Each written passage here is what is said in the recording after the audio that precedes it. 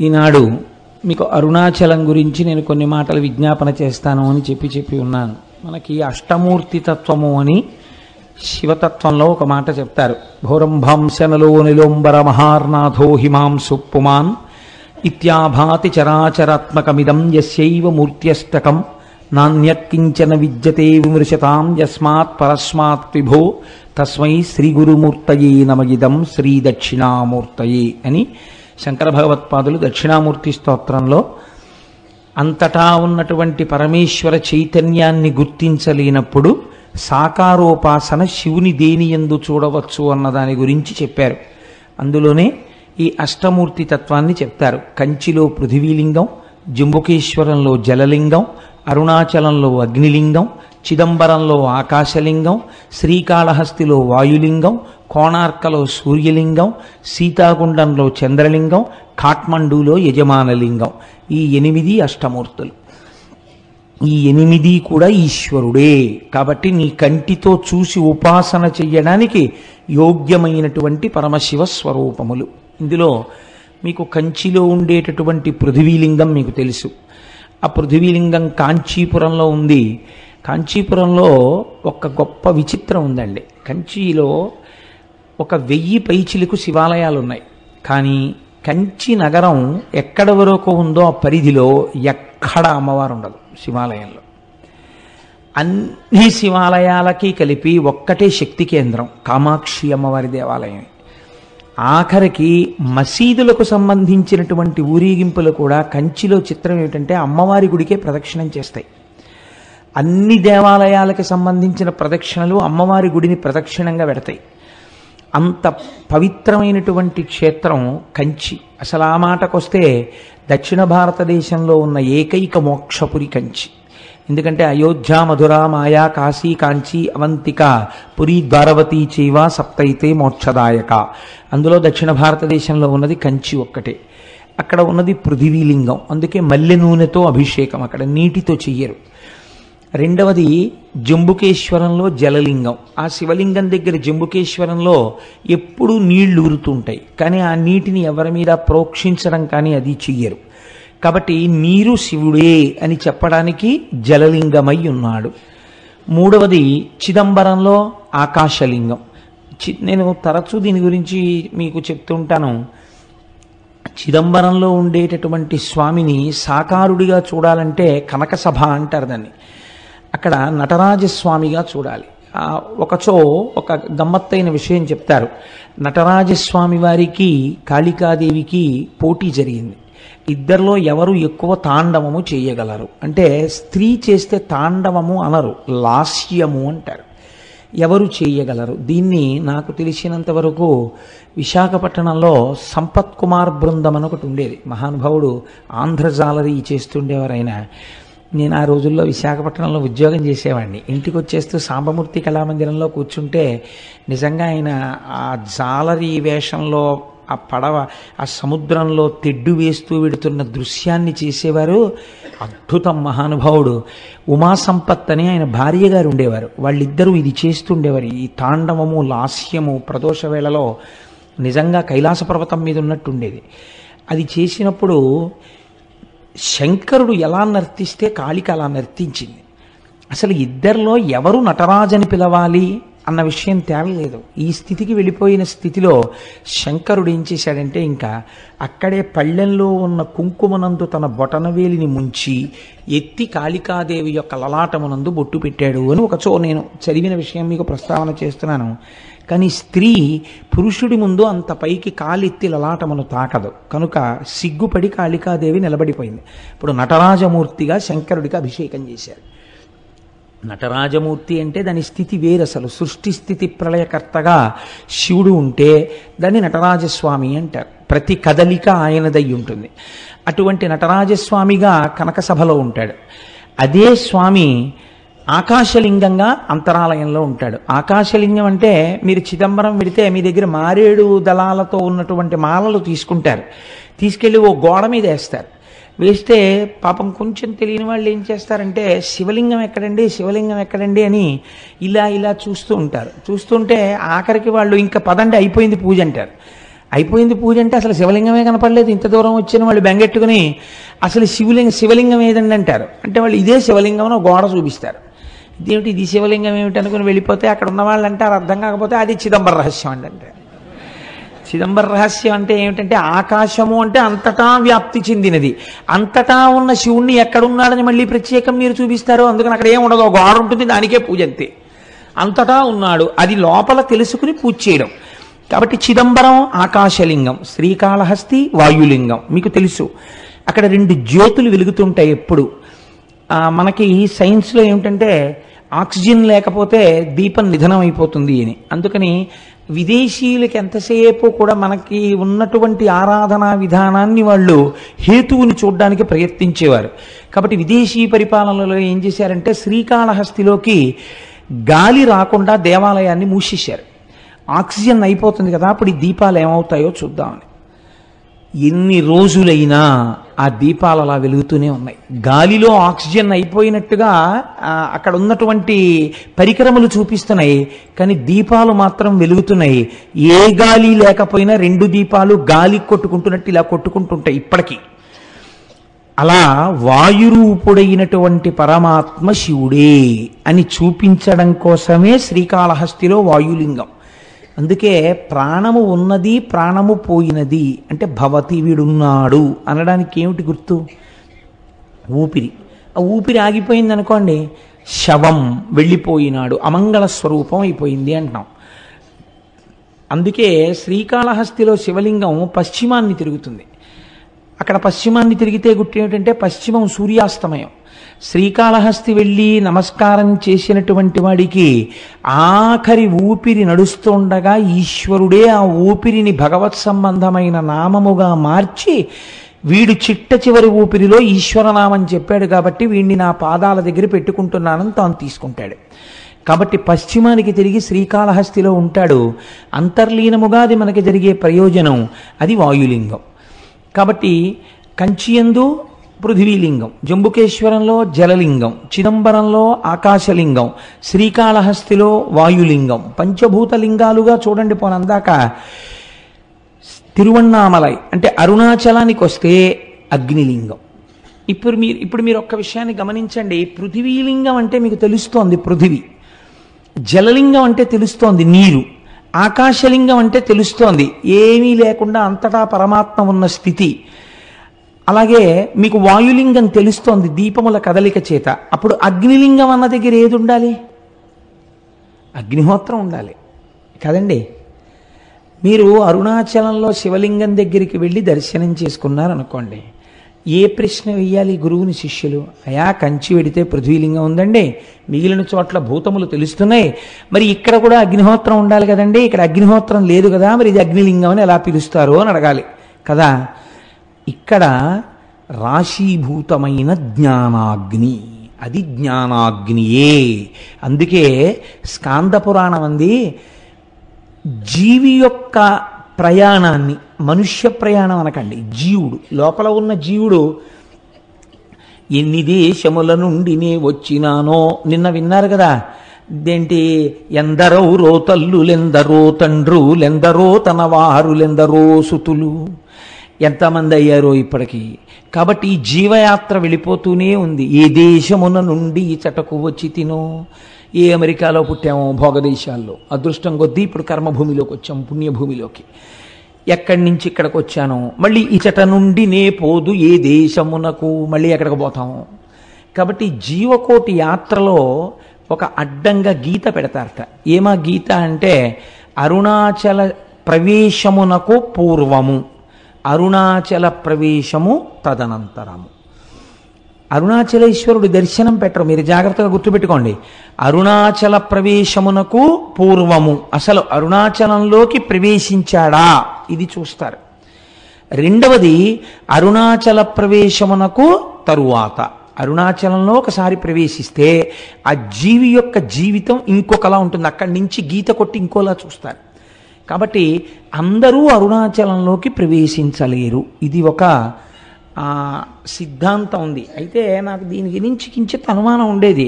ఇది ఎప్పుడో ఉంటుంది కదా, ఇప్పుడు రైళ్ళు వచ్చేసాయి, బస్సులు వచ్చేసాయి, అనేకం వచ్చేసాయి, ఇప్పుడు కూడా అలా ప్రతిబంధకాలు ఉంటాయా అని నాకు అనుమానం ఉండేది. నేను మొట్టమొదటిసారి అరుణాచలం వెళ్ళినప్పుడు, ఈ సభలో ఎవరైనా ఉన్నారో లేరో నాతో వచ్చిన వాళ్ళు, శంకరం గారు ఉన్నారేంటి, మీరు సాక్ష్యం అయితే, నాకు ఈ అనుమానం ఉండేది. చిత్రం ఏంటంటే, మేము చెన్నై నుంచి అరుణాచలం వెడుతుంటే వ్యాన్ బరస్ట్ అయిపోయింది. బరస్ట్ అయిపోతే దిగిపోయి కూర్చున్నాం. వాడు వెళ్ళి టైర్లు తెచ్చి మళ్ళీ టైర్లు మార్చాడు. మళ్ళీ కొంచెం దూరం వెళ్ళింది, మళ్ళీ బరస్ట్ అయిపోయింది. చీకటి పడిపోతోంది. రోడ్డు మీద నిలబడిపోయాం. మేము అరుణాచలంలోకి ప్రవేశించలేదు. అప్పుడు నాకు అర్థమైంది, ఎన్నున్నా అరుణాచల ప్రవేశానికి ఈశ్వరానుగ్రహమే కారణం కావాలి అని. అప్పుడు రోడ్డు మీద కూర్చుని భగవన్నామాలు చేశాం. చేసిన తర్వాత చిత్రం ఏంటంటే, ఇంకా ఆగకుండా వ్యాన్లో అరుణాచలం వెళ్ళిపోయి. కాబట్టి అప్పటికీ ఇప్పటికీ అది సత్యమే. ఈశ్వరుడు మాకు వెంటనే వచ్చిన అనుమానాన్ని నివృత్తి చేసేసాడు. కాబట్టి అరుణాచలం అంత పరమపావనమైనటువంటి క్షేత్రం. అయితే ఏమంటే అది కేవలము జ్ఞానాగ్నియేనా? మరి పంచభూతములలో అగ్నికి అప్పుడు ఇంకొక లింగం ఉండాలి కదా అని మీకు అనిపించవచ్చు. చాలామంది పెద్దలు ఏం చెప్తారంటే ఇది సత్యమే. అరుణాచలంలో ఉన్నటువంటి శివలింగమునకు కొంచెం దగ్గరగా కూర్చుంటే అంతరాలయంలో మీకు ఉక్క పోసేసి చెమటలు పట్టేసి ఏదో కొంచెం వేడితోటి సతమతమైపోతున్నట్టుగా అనిపిస్తుంది. అది చాలా తీవ్రమైన అగ్ని అనుకోండి, మీరు తట్టుకోలేరు సెగ. అందుకని ఈశ్వరుడు అగ్నిహోత్రము తానే అని అలా నిరూపిస్తూ ఉంటాడు. అటువంటి పరమపావనమైనటువంటి క్షేత్రము ఆ తిరువణ్ణామలైలో ఉన్నటువంటి అరుణాచలేశ్వరుడు. అయితే ఈ అరుణాచలం గురించి ప్రత్యేకముగా నేను ప్రస్తావన చేస్తాను ఇవాళ. రేపు భగవాన్ రమణుల గురించి ప్రస్తావన చేస్తాను అనడం వెనకాతల ఒక ఆర్తి ఉంది. ఎందుకు నేను దాని గురించి ప్రత్యేకం ప్రస్తావన చేస్తాను అని అనవలసి వచ్చిందంటే, మనకి ఒకానొకప్పుడు శంకరుండి దేవతలు మనుష్యులు అందరూ ప్రార్థన చేస్తే ఆయన ఇచ్చినటువంటి వరములుగా 4 చెప్తారు. దర్శనాత్ అభ్రసదసి, చిదంబరమునందు జ్ఞానముతో దర్శించుట, అంతటా ఈశ్వరుడు ఆకాశరూపుడయ్యున్నాడు అని దర్శనం. అదంత జ్ఞానంతో దర్శనం చేయడం అందరికీ కుదురుతుంది, కుదరకపోతుంది. కాబట్టి ఈశ్వర ఇంకొక మాట చెప్పన్నారు, దర్శనాద్దభ్ర సదసి, చేత కాకపోతే జననాత్ కమలాలయే. కమలాలయే అంటే తిరువారూరు. నువ్వు కమలాలయంలో పుడితే నీకు మోక్షం ఇస్తానన్నాడు స్వామి. చాలా బాగుంది కానండి, పుట్టడం మా చేతిలో ఉందా? ఎక్కడ పుడతాము? కాబట్టి అమ్మ కడుపులో ఉన్న నాకు అమ్మ ఎక్కడుందో ఏం తెలుసు, ఎలా పుడతాను? ఇంకొక మాట చెప్పండి అంటే ఆయన అన్నాడు, పోనీ పుట్టడం నీ చేతిలో లేదు, వృద్ధాప్యం వరకు వచ్చేసిన తర్వాత ఇంకా నా జీవనయాత్ర పూర్తయిపోతోందని నీకు తెలిసిపోతూ ఉంటుందిగా, బాధ్యత అయిపోయిందిగా, కాశీ వెళ్ళిపోతే ఏం చేస్తాను? జననాత్ కమలాలయే కాశ్యాంతో మరణాన్ముక్తి, కాశీలో ప్రాణం వదిలిపెట్టేస్తే మోక్షం ఇచ్చేస్తాను. ఎలా ఇస్తాడో మొన్న మీరు విన్నారు కదా విశ్వేశ్వరలింగంలో, కాశ్యాంతు మరణాన్ముక్తి అంటే వాళ్ళన్నారు, ఈశ్వర ఏమో ఈ లోపల వచ్చేస్తే, లేదా మేము కాశీలో ఉండగా మోక్షం వచ్చేటట్టుగా కాశీకి వెళ్ళేంతగా కుటుంబాల్ని వదిలి వెళ్ళగలిగినంత దృఢచిత్తము కలియుగంలో మాకు ఎలా ఉంటుంది? ఈ అనుబంధాలతో వేసారిపోతూ. కాబట్టి అలా వెడతామని నమ్మకం లేదు. ఇంకొక మాట చెప్పండి అంటే స్వామి అన్నారు, ఇంకా ఇంతకన్నా సులభం ఉండదు, ఒక్క మాట చెప్తాను, చెయ్యగలరా? స్మరణాత్ అరుణాచలే, పైకి అనక్కర్లేదు. అరుణాచల శివ, అరుణాచల శివ, అరుణాచల శివ, అరుణ శివ అని మీరు అనక్కర్లేదు. స్మరణాత్, స్మరణము మనస్సుకు సంబంధించినది. మీరిక్కడ అరుణాచల శివుడు అని ఒకసారి తలుచుకుంటే చాలు, పాపరాశి ధ్వంసం చేస్తాను. పోనీ అలా తలుచుకోగలవా? ఇది కూడా కుదరదన్నారు అనుకోండి, ఇంకా నేను మిమ్మల్ని ఉద్ధరించలేనని ఈశ్వరుడితో అనిపించుకోకూడదు కదా, అందుకని తప్పకుండా అన్నారు. స్మరణాత్ అరుణాచలే, కేవలము స్మరించినంత మాత్రం చేత పాపరాశిని ధ్వంసము చేయగలిగినటువంటి క్షేత్రము అరుణాచల క్షేత్రము. ఇక్కడ ఒక గమ్మత్తు మీకు భారతదేశం మొత్తం మీద ఎక్కడా లేనటువంటి రీతిలో అరుణాచలంలో పరమశివుడు 3గా కనపడుతూ ఉంటాడు అని పురాణం చెప్తుంది. 3గా, ఇందులో అరుణాచలం వెళ్ళిన వాళ్ళు చాలామంది ఉన్నారని నేను అనుకుంటున్నాను. నాకు తెలియడం కోసం, సంతోషించడం కోసం, అరుణాచలం వెళ్ళిన వాళ్ళు ఎంతమంది ఉన్నారో ఒక్కసారి చెయ్యెత్తండి సభలో. ఓ చాలామంది ఉన్నారండి వెళ్ళవలసిన వాళ్ళు. చాలా సంతోషం. ఈ మాట ఎప్పుడైనా ఈశ్వరుడు మనందరినీ కలిపి తీసుకెళ్ళుగాక అని సంకల్పం చేద్దాం. స్మరణాత్ అరుణాచలి. ఆ అరుణాచలం దాని గురించి శాస్త్రం ఒక మాట చెప్తుంది. అరుణాచల క్షేత్రమునందు శివుడు మూడుగా కనపడుతూ ఉంటాడు. అరుణాచలంలో ఒక పెద్ద పర్వతం ఉంది, దాని పేరే అరుణాచలము. అంటే అచలము అని కదండి, అచలం అంటే కొండ. ఒక పెద్ద కొండ ఉంది, దానికి ప్రదక్షిణం చేయాలంటే 14 కిలోమీటర్లు నడవాల్సి ఉంటుంది. ఆ కొండ శివుడే, కొండయే శివుడు అక్కడ. అందుకే మీరు చూస్తే ఒక చిత్రమైన బోర్డులు కనపడుతుంటాయి. Absorbed into the lotus feet of Arunachala అని ఉంటాయి. రమణాశ్రమంలో అక్కడే ప్రాణాలు విడిచిపెట్టేసిన వాళ్ళని సమాధులు చేస్తే అక్కడ బోర్డులు పెడతారు, వీళ్ళ పేరు ఇది, absorbed into the lotus feet of Arunachala అంటారు. అరుణాచల పాదములు అని పిలుస్తారు ఆ కొండ కింద ఉన్నటువంటి భాగాన్ని. ఆ కొండకి ప్రదక్షిణం చేస్తారు.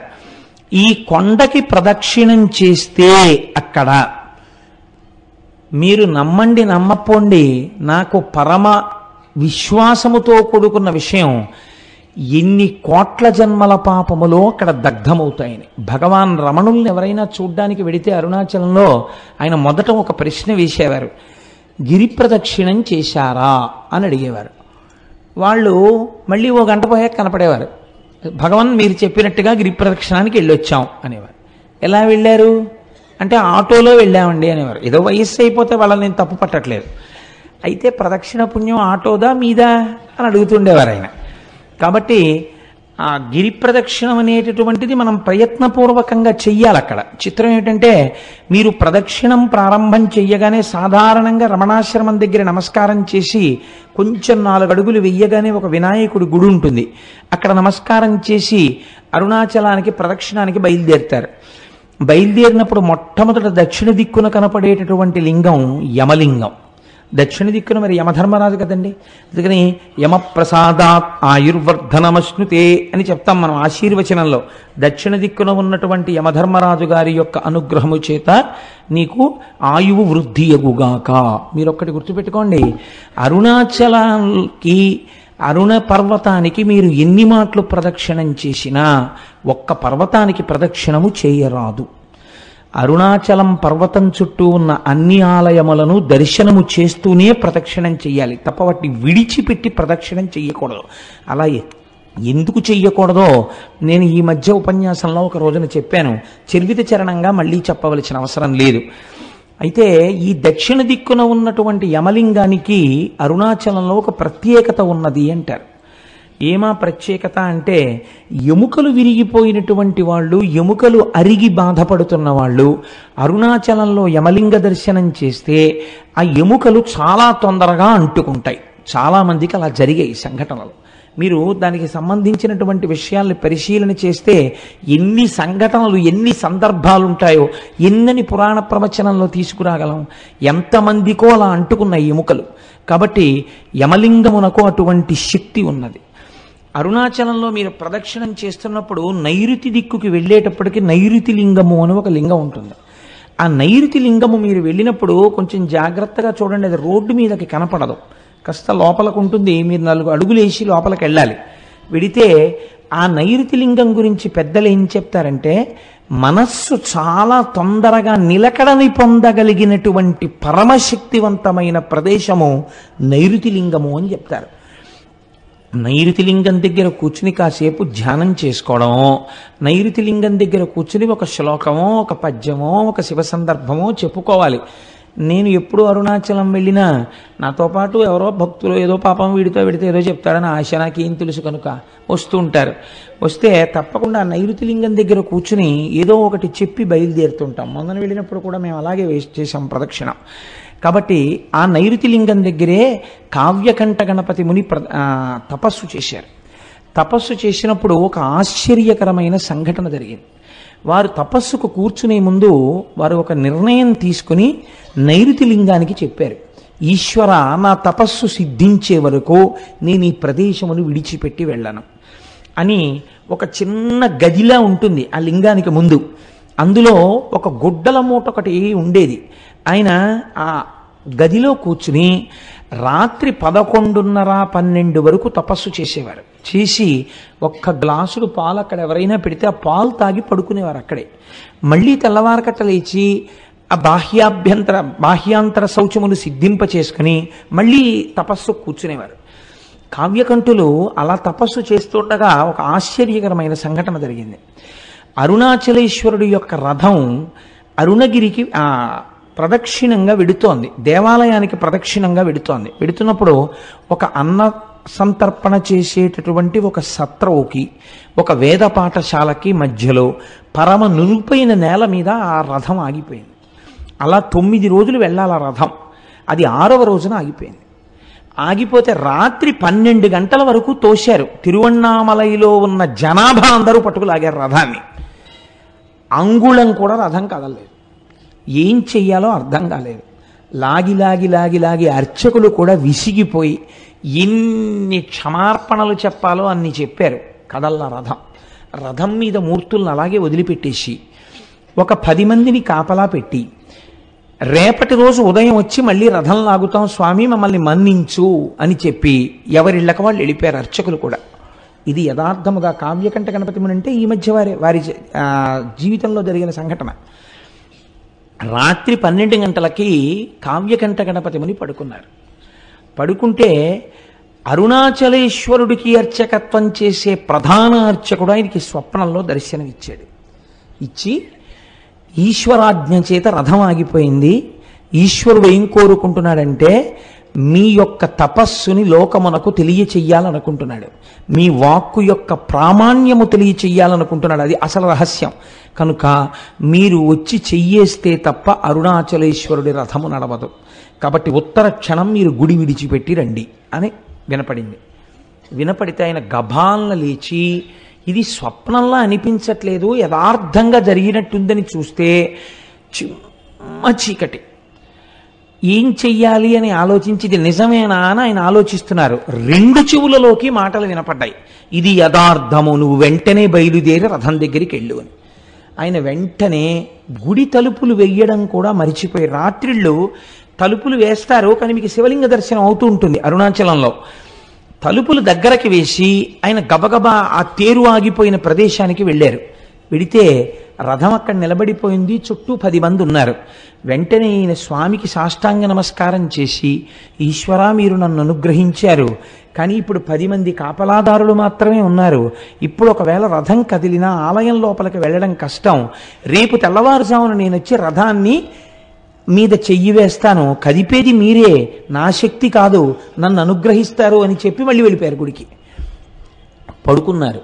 రోజు తెల్లవారకట్ట 4ంటికి తెలివచ్చేది. ఆయనకు ఆ రోజున మరునాడు ఉదయం 9 గంటలకి తెలివచ్చింది. అప్పటికి తెల్లవారకట్ట వచ్చేసి అక్కడ ఉన్న వాళ్ళందరూ ఈ రథాన్ని లాగేటటువంటి ప్రయత్నం చేస్తున్నారు, కదలటం లేదు. 12 అయ్యేటప్పటికి ఎట్టి పరిస్థితులలోనూ గుడి లోపలికి వెళ్ళిపోవాలి. వెళ్ళిపోయి మహానైవేద్యమై మళ్ళీ మరునాటి పరిక్రమణం మొదలైపోవాలి. అలా వెళ్ళకపోతే భారీ ఎత్తున ప్రాయశ్చిత్తాలు చెయ్యాలి. ఆలయంలో ఉన్నటువంటి అధికారుల నుంచి అర్చకుల వరకు గడగడ వణికిపోతున్నారు. ఇలా వణికిపోతున్న సమయంలో గబగబా సంధ్యావందనాదులు పూర్తి చేసుకుని కావ్యకంఠ గణపతి ముని తనకున్న బట్టల మూటోటి పట్టుకుని వెళ్ళి వేద పాఠశాలలో దాన్ని అప్పజెప్పి ఆ రథం దగ్గరికి వెళ్ళి, అయ్యా నాకు చోటివ్వండి, ఈశ్వరుడు పిలిస్తే వచ్చాను అనేటప్పటికి అందరూ ఆయనకి చోటు ఇచ్చారు. ఆయన 2 మోకుల మధ్యలోకి వెళ్ళి సాష్టాంగ నమస్కారం చేసి, అరుణాచలేశ్వర నువ్వు పిలిస్తే నేను వచ్చాను, నువ్వు చెప్పిన మాట నిలబెట్టు అని కుడి చెయ్యి వేసి, ఇలా ఉంటారు కావ్యకంఠ గణపతి ముని, కుడి చెయ్యి వేసి ఇలా అన్నారు. అంతే. చాలా మంది కలిపి తేలిక వాహనాన్ని లాగేస్తే ఒక్కసారి ఎలా దూకుతుందో, అలవాట్లేనివాడు ఫస్ట్ గేర్ వేసేసి యాక్సిలేటర్ వదిలేస్తే బండి ఎలా దూకుతుందో అలా ఒక దూకింది అరుణాచలం రథం. దూకి గుళ్ళోకి వెళ్ళిపోయింది. వెంటనే ఎవరు రాయి బక్కబాపడు, ఎవరింతటి మహాత్ముడు, ఈయన్ని ఎలాగైనా పట్టుకోవాలనుకుని చూశారు. చిత్రం ఏమిటంటే మహాత్ములైనటువంటి వారు గుర్తింపుల కోసం వెంపర్లాడరు. వాళ్ళు చూసేటప్పటికే సందులు గొంతుల్లో పడైన వెళ్ళిపోయారు. ఎవ్వరికీ కనపడలేదు. అరుణాచలేశ్వరుడు కావ్యకంఠ గణపతి ముని యొక్క తపస్సుకి తొందరగా పలికినటువంటి ప్రదేశం నైరుతిలింగ స్థానం. కాబట్టి ఆ నైరుతి లింగం దగ్గరికి వెళ్ళినప్పుడు మనం ప్రత్యేకించి అరుణాచలేశ్వర నీ అనుగ్రహాన్ని మా యందు ప్రసరించు అని మనం చక్కగా అక్కడ నమస్కారం చేసుకోవాలి. అరుణగిరికి తప్పకుండా ప్రదక్షిణం చెయ్యండి అని అనడం వెనకాతల ఒక కారణం ఉంది. మీరు వెళ్ళేటప్పుడు అన్ని దిక్కుల యందు మీకు ఆ ఆలయాలు కనపడతాయి. చంద్రలింగం, సూర్యలింగం, ఉత్తరాన కుబేరలింగం, ఈశాన్యంలో లింగం, ఆగ్నేయంలో లింగం, అన్ని శివాలయాలు ఉంటాయి. ఉత్తరలింగాన్ని కుబేరలింగం అని పిలుస్తారు. ఉత్తరలింగం దగ్గరికి వెళ్ళి మీరు ప్రార్థన చేశారనుకోండి, ఐశ్వర్య సంపత్తి కలుగుతుంది. మీరు చూడండి, సాధారణంగా మనకి ఆశీర్వచనం చేస్తారు. మీరు ఏదైనా ఒక పెద్ద పూజ కానీ, ఇష్టి కానీ, వ్రతం కానీ పూర్తి చేశారనుకోండి, ఆశీర్వచనం చేసేటప్పుడు ఒక మాట చెప్తారు. ఏదో నైరుతి దిగ్భాగే వరుణో దేవత వరుణ ప్రసాదాత్ పుత్రపౌత్రాభివర్ధనమశ్నుతే. ఆ నైరుతి దిక్కున ఉన్నటువంటి ఏదో పశ్చిమ దిగ్భాగే, పశ్చిమ దిక్కున ఉన్నవాడు వరుణుడు. ఆ వరుణుని యొక్క అనుగ్రహము చేత ఈయనకి పుత్రపౌత్రాభివృద్ధి కలుగుగాక అని. అలాగే మనకి మహన్యాసం చేసేటప్పుడు మనం ఇలా వెనక్కి తిరిగో నమస్కారం, ఇలా ఓ నమస్కారం, ఇలా ఓ నమస్కారం, ఇలా ఓ నమస్కారం అర్చక స్వామి చేస్తుంటారు. ఆయన్ని చూస్తూ ఆయన ఎడి తిరుగుతున్నాడు, అలా మనం ఇలా ఇలా ఇలా తిరుగుతూ ఉంటాం తప్ప మంత్రంతో సమన్వయం మనకి జరగదు లోపల. ఎందుకంటే మనకి సరిగ్గా అర్థం కాదు, అలా అర్థమయ్యేటట్టు చెప్పేవాళ్ళు లేరు. కాబట్టి ఏమైపోతుందంటే ఉట్టినే పాపం అలా అలా తిరుగుతుంటాడు, ఆయన భక్తి అయింది. కానీ మీకు తెలియకుండానే మీరు అరుణగిరికి ప్రదక్షిణం చేసేటప్పుడు అన్ని దిక్కుల నుండి మీరు ఏం కోరుకుంటున్నారో అవి ఇయ్యగలిగినటువంటి దిక్పాలకులకు శాసకుడై ఉన్నటువంటి పరమశివుని యొక్క దర్శనం మీకు అన్ని దిక్కులా కలుగుతుంది. కలగడం వల్ల ఇహమునందు మీకు సమస్త సమృద్ధి కటాక్షింపబడుతుంది. కాబట్టి అరుణాచల లింగానికి, అరుణాచలేశ్వరుడికి, ఆ కొండకి ప్రదక్షిణం చెయ్యడంలో అంత విశేషమైన ప్రాముఖ్యం.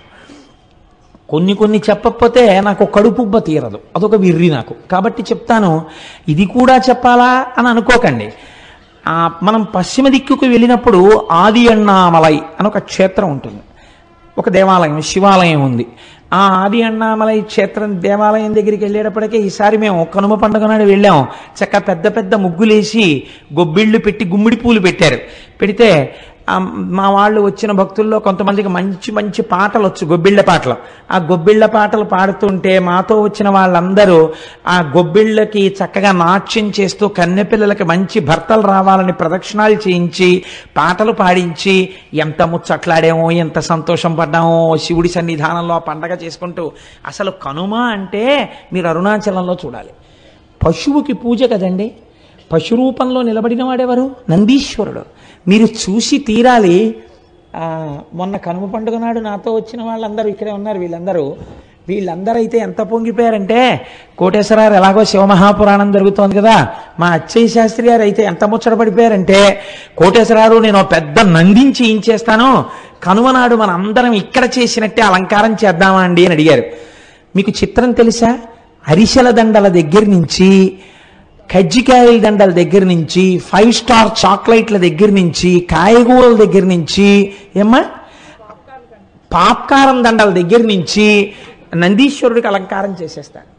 చక్కగా శీకాకాయ రసంతో ఆయనకి అభిషేకం చేసి రుద్రంతో కడిగి తెల్లవారకట నుంచి ఉంటే అవి కూడా చూడొచ్చు. చక్కగా స్వామికి అభిషేకం చేసి తైలమర్దనం చేసి అలంకారం చేస్తారు. చూసి తీరాలి. ఏమో ఈశ్వరుడు అనుగ్రహిస్తే సర్వసమర్థులైన వాళ్ళు గోపాలకృష్ణ గారు, దొరగారు, ఇలాంటి వాళ్ళు అందరు ఉన్నారు కాబట్టి ఇక్కడ నానాజీ గారును నందికేశ్వర చరిత్ర చెప్పినప్పుడు నందీశ్వరుణ్ణి అలా అలంకరించే ప్రయత్నం చేద్దాం ఒకసారి. ఇక్కడ మేము ఒక్కళ్ళమే అనుభవించడమే, మీరు కూడా అలా నందీశ్వరుణ్ణి ఎలా అలంకారం చేస్తారో చూద్దురు. కానీ అక్కడ చూడగానే ఆ రోజున నాతో పాటు ఉన్న వాళ్ళందరూ రిజర్వ్ చేసేసుకున్నారు. జంతికల దండలు మావంటే, చెకోడీల దండలు మావంటే, కజ్జికాయల దండలు మావంటే వాళ్ళు చూశారు కాబట్టి వాళ్ళు అవన్నీ రిజర్వ్ చేసుకున్నారు కూడా. కాబట్టి అన్నమాట ఉత్తినేందుకు పోవాలి, వాళ్ళు అలంకారం కూడా చేస్తారు. నందికేశ్వర చరిత్ర చెప్పిన రోజున వీలైతే బసవయ్యని మనం ఇక్కడ అలా అలంకారం చేసి ప్రదక్షిణం చేసి నమస్కరిద్దాం. కనుక ఏమిటో ఎటు నుంచి ఎటుపోతుందో ప్రసంగం. నైరుతి దిక్కున ఉన్నటువంటి ఆ స్వామి యొక్క దర్శనము కావ్యకంఠ గణపతి మునికంతటి కటాక్షాన్ని అనుగ్రహించింది. ఆ అరుణాచలేశ్వరుడికి చేసినటువంటి ప్రదక్షిణం మనకి ఇహమునందే కాదు, పరమనందు సుఖాన్ని, మోక్షమును కూడా ఇవ్వగలదు. ఎందుకు ప్రదక్షిణం చెయ్యాలి? కేవలం కాళ్ళతో నడిస్తే పాపం పోతుందా? అలా ఎలా పోతుందని అడిగేవారు. అడిగితే భగవాన్ రమణులు ఒక మాట చెప్తుండేవారు. వారు చెప్పినది సాధికారికం కదా. ప్రదక్షిణం అనగా అనగా సమస్త పాపరాశిని ధ్వంసము చేయుట. నేను అరుణగిరికి ప్రదక్షిణానికి బయలుదేరుతున్నాను అని మీరు అన్నారనుకోండి, అని స్నానం చేసి ప్రదక్షిణ ప్రారంభం చేస్తూ నమస్కారం చేసుకుంటున్నప్పుడు ఏమంటారు? ఈశ్వర, ఈ ప్రదక్షిణం ఏ విఘ్నం లేకుండా నా ఒంటి యందు శక్తి నిలబడి నేను చక్కగా చేసుకునేటట్టు అనుగ్రహించు అని మీరు మొదటి అడుగు తీసి ఇలా వెయ్యగానేట అంత పెద్ద స్థూల రూపుడైన పరమశివుడికి ప్రదక్షిణానికి మీరు ప్రయత్నపూర్వకంగా ఒక అడుగు పెట్టారు కనుక అడుగు ఇలా తీసి వెయ్యగానే పాపరాశిని ధ్వంసం చేసేస్తాట. పాపరాశిని ధ్వంసం చేసి ఈ అడుగు ఇలా వేసినప్పుడు వెనక అడుగు స్థిరంగా ఉంటుంది కదండి. మళ్ళీ రెండో కాలు ఇలా పైకి లేవగానే ఎవరు శివుడిని నమ్మి మొదలు పెట్టారో వాళ్ళు ఏది జీవితంలో జరగాలని కోరుకుంటున్నారో దాన్ని ఇచ్చేస్తాట. కాబట్టి పాపరాశి ధ్వంసమగుట, కోర్కె తీరుట. క్షి అంటే మీరు ఈ జన్మలో అనుభవించవలసినటువంటి కష్టములకు సంబంధించినటువంటి పాపములు ధ్వంసం చేయడం అనేటటువంటిది కుదరదు. ఎందుకంటే మీకు ఇక్కడ ఈ జన్మకి అనుభవించవలసినటువంటి పాపం ప్రారబ్ధం అంటారు. దాన్ని విడిచిపెట్టేసినటువంటి బాణంతో సమానం. కాబట్టి మీకు ఇప్పటికి ఏర్పడిపోయి ఉన్నటువంటి ఆగామి ఫలితం ఏదుందో దాన్నంతటినీ ధ్వంసం చేసి రాబోవు జన్మలకి కూడా ఏర్పడవలసినటువంటిది ఈ జన్మలో బ్రహ్మగారి రాత చేత ఏర్పడబోతున్న దాన్ని కూడా ధ్వంసం చేస్తారట. అంటే ఇంకా అలా చేయడం వల్ల అరుణగిరికి ప్రదక్షిణం చేసినటువంటి వాడికి పాపము పుణ్యము ఉండదు కనుక వాడు మోక్షమునకు అధికారి అగుచున్నాడు. కాబట్టి అరుణగిరికి ప్రదక్షిణం చెయ్యడం అనేటటువంటిది అంత పరమపావనమైన విషయమని, తప్పకుండా గిరి ప్రదక్షిణం చెయ్యాలని మనకి మహానుభావుడైనటువంటి భగవాన్ రమణులు నిర్దేశించిన విషయం, స్కాంద పురాణం నిర్దేశించినటువంటి విషయం. అయితే చిత్రం ఒకటి ఉంది. అరుణాచలంలో 3 యోజనముల దూరము వరకు ఏ విధమైనటువంటి దీక్షకి సంబంధించిన నియమములు లేవు. మీకు శ్రద్ధ అని ఒక వాక్యం ఉంటుంది పురాణంలో. పురాణమే కాదు, మీరు శృతి యందు కూడా శ్రద్ధ అని ఒక మాట వాడతారు. శ్రద్ధ అంటే ఏమిటో తెలుసా అండి? నీకు ఇక్కడ నీవు ఇలా ఉండవచ్చు అన్నప్పుడు నమ్మి మీరు అలా ఉండాలి అని శాస్త్రం అంటుంది.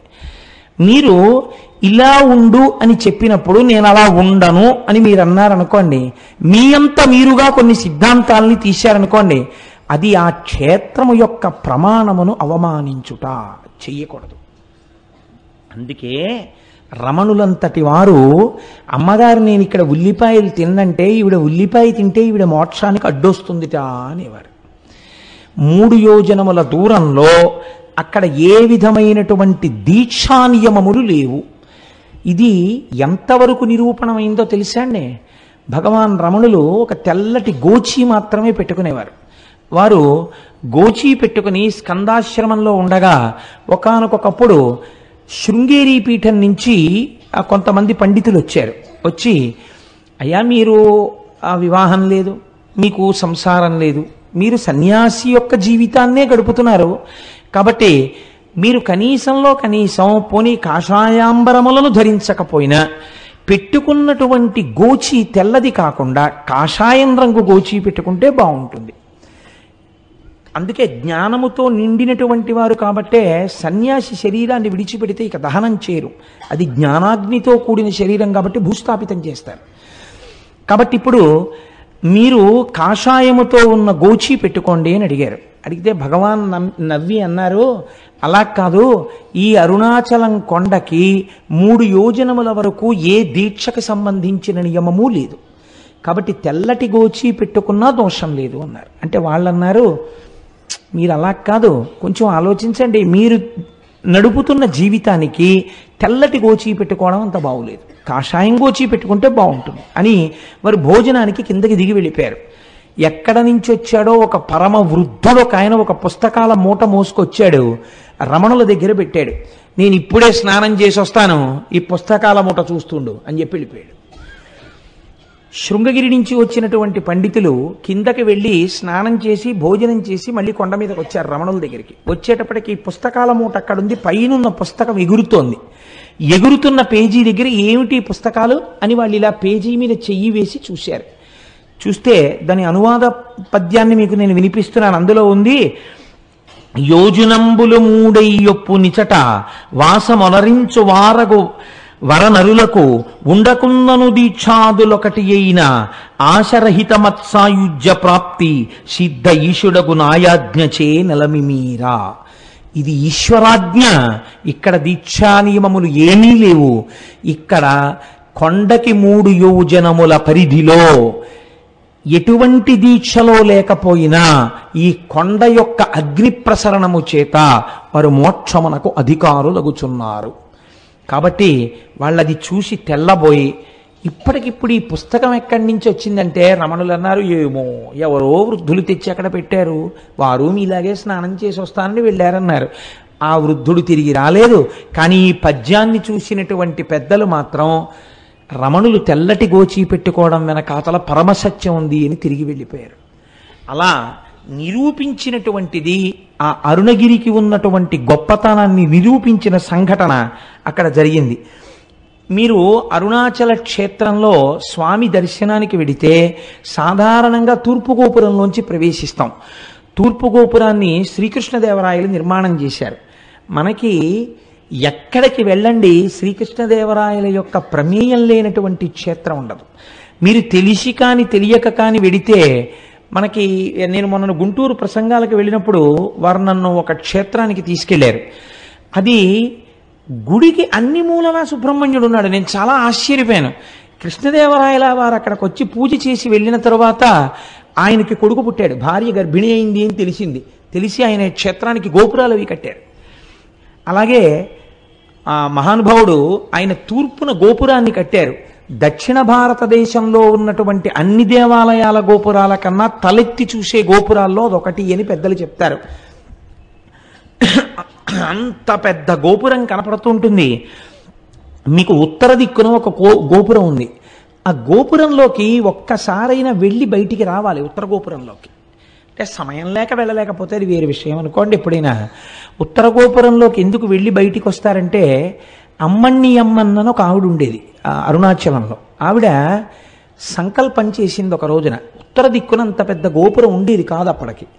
ఆవిడ ఏమనుకుందంటే, ఈశ్వర, నేను ఐశ్వర్యవంతురాలను కాను, నేను ప్రతి ఇంటికి వెళ్ళి చందా అడుగుతాను, వచ్చినటువంటి డబ్బులతో గోపురం కడతానని ఆవిడ ప్రతి ఇంటి ముందుకి వెళ్ళి నిలబడితే ఇంట్లో ఎక్కడో బీరువా తాళం వేసి లోపల ఉన్న చెస్ట్లో ఎంత డబ్బు ఎన్ని డినామినేషన్స్లో ఉన్నాయో ఆవిడకి కనపడేది.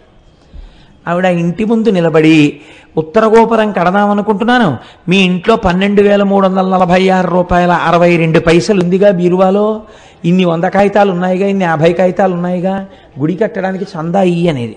ఇంట్లోకి వెళ్ళి డబ్బులు ఎక్కడితే అంతా ఉండేది. ఇంట్లో ఎక్కడ దాచినా ఆవిడ చెప్పేది. అందుకని ఆవిడ వచ్చేటప్పటికే పట్టుకెళ్ళి చందా ఇచ్చేసేవాడు. అలా ఆ అమ్మణ్యమ్మన్ సంపాదించినటువంటి చందాల రూపంలో వచ్చినటువంటి సొమ్ముతో ఆవిడ పెద్ద గోపురం కట్టింది. ఆ గోపురాన్ని అమ్మణ్యమ్మన్ గోపురం అని పిలుస్తారు ఇప్పటికీ. మీకు బహుశా ఇలా ఎక్కడా ఉండదు, ఒక్క అరుణాచలంలో మాత్రం ఆ గోపురం ఉంటుంది. అది అమ్మవారి అనుగ్రహంతో అటువంటి స్థితి కలిగింది కాబట్టి తప్పకుండా ఉత్తర గోపురంలోంచి ఒకసారి బయటికి వెళ్ళి లోపలికి వస్తూ ఉంటారు.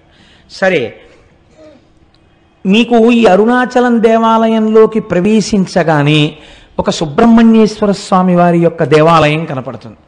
అందులో మనందరం వెళ్ళి దర్శనం చేసుకున్నాం కదండి, వెడుతూనే వెళ్ళాము. ఆ సుబ్రహ్మణ్యేశ్వర స్వామి వారి దేవాలయం ఒక చిత్రమైనటువంటి దేవాలయం. ఎందుచేత అంటే, అరుణగిరినాథుడు అని ఒక మహాభక్తుడు ఒక ఆయన ఉండేవాడు తిరువణ్ణామలైలో. ఆ అరుణగిరినాథరు ఒకానొకప్పుడు చాలా దోషభూయిష్టమైన జీవితాన్ని గడిపాడు అని ఆయన జీవిత చరిత్ర చెప్తోంది. ఎందుచేత అంటే, తల్లిదండ్రులు చనిపోతూ అక్క చెల్లెలకు అప్పచెప్పారు. కానీ ఆవిడ ఎంత కష్టపడి పెంచినా ఈయన మాత్రం దోషభూయిష్టమైనటువంటి నడువడితో ఉండేవాడు. ఆవిడ ఒకసారి నిలదీస్తే తన చరిత్ర గురించి తనకే అసహ్యం వేసి చచ్చిపోతానని ఆయన వెళ్ళి అరుణాచలంలో ఉన్నటువంటి ఒక సుబ్రహ్మణ్యేశ్వర స్వామి వారి గోపురం ఎక్కి ఆ గోపురం మించి కిందకి దూకాడు. కిందకి దూకితే సుబ్రహ్మణ్యేశ్వర స్వామి వారు తన రెండు చేతులతో పట్టుకున్నారు. సుబ్రహ్మణ్యేశ్వర స్వామి వారి యొక్క స్పర్శ కలగడం చేత ఆయన మహాకవి అయిపోయాడు. అరుణగిరినాథర్ అన్న పేరుతో సుబ్రహ్మణ్యుడి మీద ఎన్నో తమిళానికి సంబంధించినటువంటి పత్రికల్ని రచించాడు. అలా రచిస్తే ఆ దేశపు రాజు ప్రౌఢదేవరాయలు అని ఉండేవారు. ఆయన చాలా సంతోషించి తన ఆస్థానంలో ఒక జైనుడు ప్రధానంగా ఉండేవాడు కవిగా. ఆయన్ని సంబంధం అనబడే ఆయన్ని తీసేసి ఈయన్ని ఆస్థాన కవిగా తీసుకున్నాడు. ఈయన పరమభక్తుడై రోజు సుబ్రహ్మణ్యేశ్వర స్వామి వారి దర్శనం చేసి అర్చన చేస్తుండేవాడు. ఈ రాజు ఒక రోజున కోరిక కోరాడు, నాకు సుబ్రహ్మణ్య దర్శనం చేయిస్తావా అని. ఈయన అన్నారు, అరుణగిరినాథర్ సుబ్రహ్మణ్య దర్శనం చేయిస్తాను, కానీ ఆయన తేజస్సుని చూస్తే నీ కళ్ళు మాడిపోతాయి, చూడలేవు అన్నారు. మాడిపోయినా పర్వాలేదు, ఒక్కసారి నాకు ఆయన్ని చూడాలనుంది అన్నాడు. అయితే రా చూపిస్తానన్నారు. సుబ్రహ్మణ్యుడి దేవాలయంలోకి తీసుకెళ్ళి ప్రార్థన చేశారు. ఒక స్తంభంలోంచి సుబ్రహ్మణ్యేశ్వర స్వామి వారి యొక్క మూర్తి దర్శనమైంది. ఇప్పటికీ సుబ్రహ్మణ్యేశ్వర స్వామి ఉత్సవాలన్నీ అక్కడ దీపం పెట్టే ప్రారంభిస్తారు. అమ్మవారికి గాజులు తొడిగే ఉత్సవం కూడా ఆ స్తంభం దగ్గరే చేస్తారు. ఆ స్తంభంలోంచి స్వామి కనపడగానే ప్రౌఢదేవరాయలు చూశాడు, కానీ రెండు కళ్ళు మాడిపోయాయి. అప్పుడు మళ్ళీ అరుణగిరినాథర్ ప్రార్థన చేశాడు సుబ్రహ్మణ్యుణ్ణి, రాజుకి కళ్ళిమ్మని. మళ్ళీ ప్రౌఢదేవరాయల వారికి కళ్ళొచ్చాయి. రాయలవారు ఈయన పట్ల ఎంతో ప్రేమ పెంచుకుని జీవితం గడుపుతున్నాడు. ఇది నచ్చలేదు సంబంధానికి. ఈయనకి పరకాయ ప్రవేశం అలవాటు ఉండేది అరుణగిరినాథర్కి. ఈయన ప్రతిరోజు వచ్చి రహస్యంగా ఒక మూల తన శరీరాన్ని వదిలిపెట్టి ఒక చిలుకలోకి ప్రవేశించి దూరంగా వెళ్ళి పారిజాత పుష్పాలు తెచ్చి సుబ్రహ్మణ్యేశ్వర స్వామికి ఆరాధన చేసేవారు. సంబంధంకి ఈ విషయం తెలిసింది, శరీరాన్ని విడిచిపెట్టి చిలుకలోకి దూరి వెడుతుంటాడు అని. ఒక రోజున ఈయన చిలుకలోకి వెళ్ళగానే ఈయన శరీరాన్ని కాల్చేశాడు.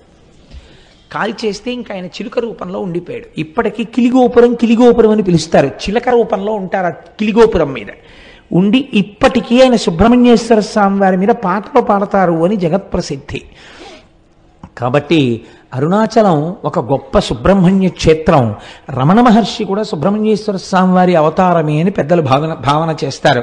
కాబట్టి మనం అటువంటి క్షేత్రాన్ని చూసి కుడివైపుకి వెడితే పాతాళలింగము అని ఒక లింగం ఉంటుంది.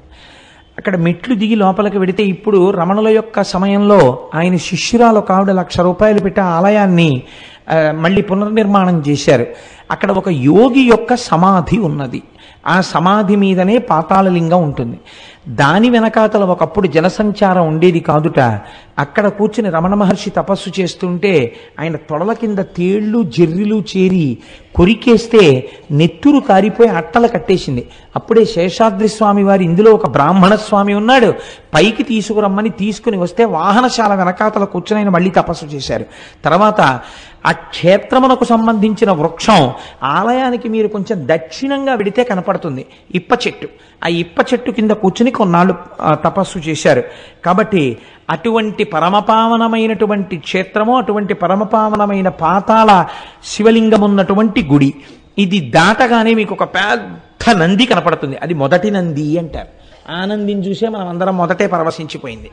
ఆ మొదటి నందిని దాటి మీరు ప్రాకారంలోకి వెళ్ళినట్టయితే ఎదురుకుండా అరుణాచలేశ్వరుడు యొక్క దేవాలయం కనపడుతుంది. మూడో ప్రాకారం దాటగానే అరుణాచలేశ్వరుడు యొక్క శివలింగము చాలా పెద్ద శివలింగముగానే ఉంటుంది.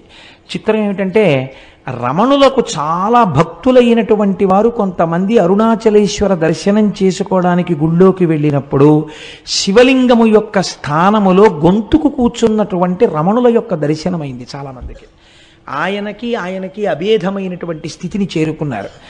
కాబట్టి అటువంటి అరుణగిరీశ్వరుడు, అయ్యవారికి ఇటువే పక్కన అపీతకుచాంబ అన్న పేరుతో పార్వతీదేవి ఉంటుంది.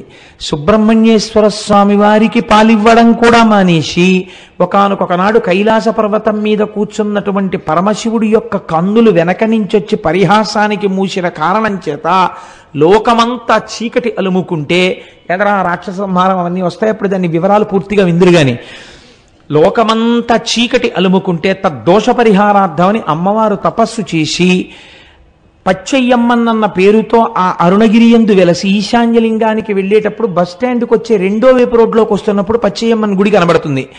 అక్కడ ఆ అమ్మవారు లక్ష్మీదేవితో సరస్వతీదేవితో ఇంద్రాణితో ఇతరులతో కలిసి ప్రదక్షిణం చేస్తున్నప్పుడు పశ్చిమ దిక్కుకి వచ్చేసరికి పరమశివుడు తన వామార్ధ భాగములోనికి అమ్మవారిని సుబ్రహ్మణ్యుడికి పాలివ్వడం కూడా మాని నా కోసమని వచ్చిన దానివి కాబట్టి నిన్ను అపితకుచాంబ అని పిలుస్తున్నాను అని ఆ పేరుతో అమ్మవారిని తన శరీరార్థ భాగమునందు స్వీకరించాడు. కాబట్టి అమ్మవారు ఆ పేరుతో అర్చన చేయబడుతుంటుంది. అక్కడ చిత్రం ఏమిటో తెలుసా అండి? కావ్యకంఠ గణపతి ముని ఉమాసహస్రం చెయ్యాలనుకున్నారు. ఉమాసహస్ర రచనకి ముందు ఆయన మొట్టమొదట అరుణాచల ప్రవేశం జరగగానే ఆయనతో వచ్చినటువంటి తమ్ముడు ఒకడున్నాడు.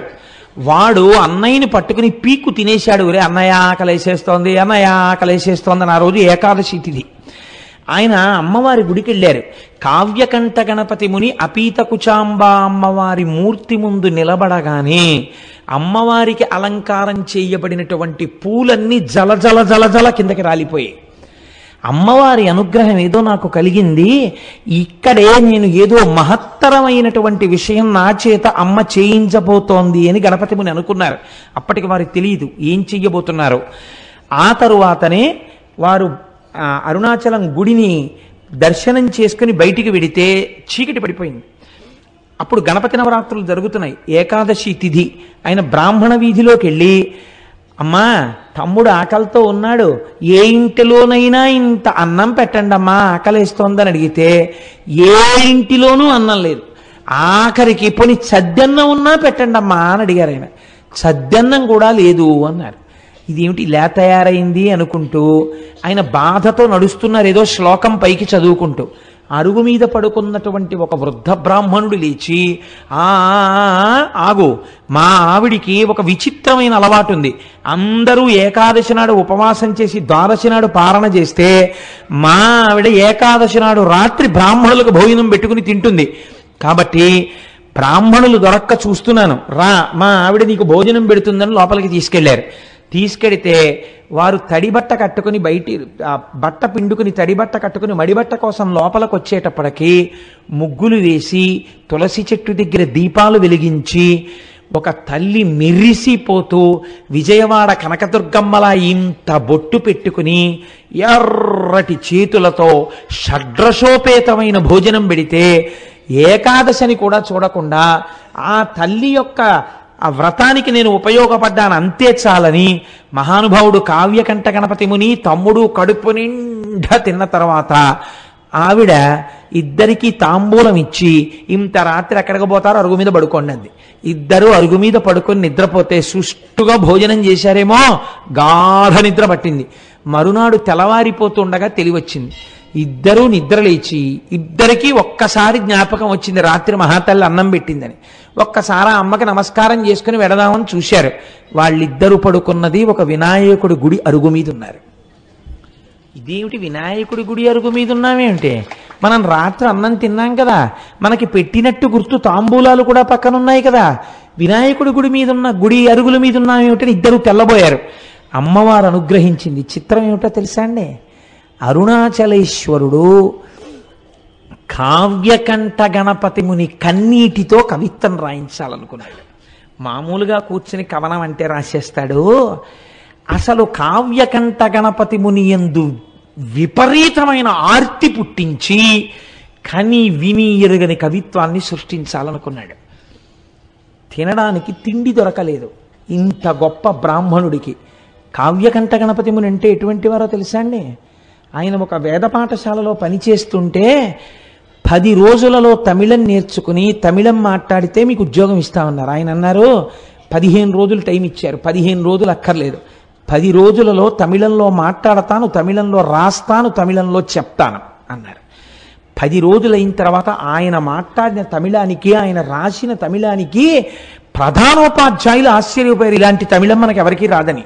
అంతటి మహాపండితుడు ఆయన. ఒకసారి చెన్నైలో కూర్చుని సంస్కృతంలో ప్రసంగాలు చేస్తుంటే కాలేజీ స్టూడెంట్స్ వచ్చి పరిహాసం చేశారు. ఈ వెర్రి బ్రాహ్మడికి ఏం తెలుసు, సంస్కృతంలో మాట్లాడతాడు, షేక్స్పియర్ డ్రామాస్ ఎలా ఉంటాయో ఈయనకి ఏం తెలుసు, మ్యాక్బత్ నాటకం ఈయన ఎలా ఉంటుందో అని. అంటే ఆయన అన్నారు, ఈ మాటలు చెప్పిన పిల్లవాడిని వేదిక మీదకి పిలుస్తున్నానన్నారు. వచ్చి కూర్చో, మ్యాక్బత్ నాటకం చాలా గొప్పదంటున్నావు కదా, షేక్స్పియర్ ఎంత అందమైన ఇంగ్లీష్లో చెప్పాడని నువ్వు అనుకుంటున్నావో ఆ పొయిట్రీ నువ్వు చదువు. ఈయనకు వచ్చా అంత ఇంగ్లీషు, నువ్వు చదువు. అంతకన్నా అందమైన సంస్కృతంలో అది మాట్లాడుతున్నప్పుడు వినేవాళ్ళకి అర్థం కాకపోయినా ఎంత అందంగా ఉంటుందని నువ్వు అంటున్నావో అంతకన్నా అందంగా నేను అదే భావాన్ని సంస్కృతంలో మ్యాక్బత్ నాటకాన్ని చెప్తానన్నారు. తెల్లబోయారు వాళ్ళు, ఎలా చెప్తారు ఈయన అని. ఆ పిల్లవాడు వచ్చి వేదిక మీద కూర్చుని మ్యాక్బత్ నాటకాన్ని ఇంగ్లీష్లో చెప్పాడు. ఇంగ్లీష్లో ఆయన చెప్తుంటే యథాతథంగా అలా వినేసి ఒక చాప్టర్ అయిపోయిన తర్వాత ఆయనకి ఎలా అర్థమయ్యేదో సరస్వతీ కటాక్షం, సంస్కృత భాషలో మ్యాక్బత్ చెప్తుంటే ఆంగ్ల పండితులు కూడా తెల్లబోయారు, అయ్య బాబోయ్ సంస్కృతంలో మ్యాక్బత్ ఇంత అందంగా ఉంటుందా అని. అది కావ్యకంఠ గణపతి అంటే. ఆయన సామాన్యుడు కాడు, సాక్షాత్ వారణాసిలో డుంఠి గణపతి అనుగ్రహం చేత పుట్టినవాడు. వారి చేత అద్భుతమైన కవిత్వం చెప్పించాలనుకున్నారు అరుణాచలేశ్వరుడు. ఎక్కడికి వెళ్ళినా అన్నం పుట్టలేదు. ఆఖరికి ఇళ్ళకెళ్ళి వారాలు అడిగారు, పోని వారానికి ఒక్కరోజు మీ ఇంటికి వస్తాం భోజనం పెడతారా అని. వారానికి 4 రోజులు దొరికాయి, అది కూడా రోజు విడిచి రోజు రాత్రిళ్ళు భోజనం దొరకలేదు. తమ్ముడు ఆకలో ఆకలో అని ఏడుపు. అరటిపళ్ళు కొనుక్కోరా అని డబ్బివ్వడానికి కానీ లేదు ఆయన దగ్గరే.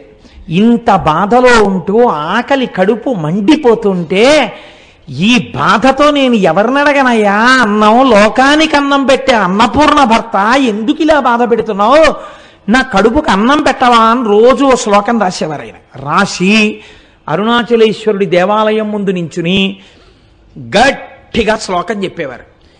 ఆ శ్లోకం ఎంత గొప్పగా ఉంటుందో వినడానికి తిరువన్నామలైలో ఉన్న సంస్కృత పండితులందరూ వచ్చి కూర్చుని వినేవారు. విని అబ్బాయి ఎలా చెప్తున్నాడు రా ఇలాంటి కవిత్వం అనేవారు. చిత్రం ఏమిటో తెలుసా అండి, ఎవ్వరూ ఈ పూట మా ఇంటికి భోజనానికి రమ్మని పిలిచేవారు కాదు, ఉత్తరీయాలు దులుపుకుని వెళ్ళిపోయేవారు. ఈశ్వరాజ్ఞ. వాళ్ళకి అటువంటి మనసు లేక కాదు, అలాంటి మనసు పుట్టకుండా చేశాడు శంకరుడు.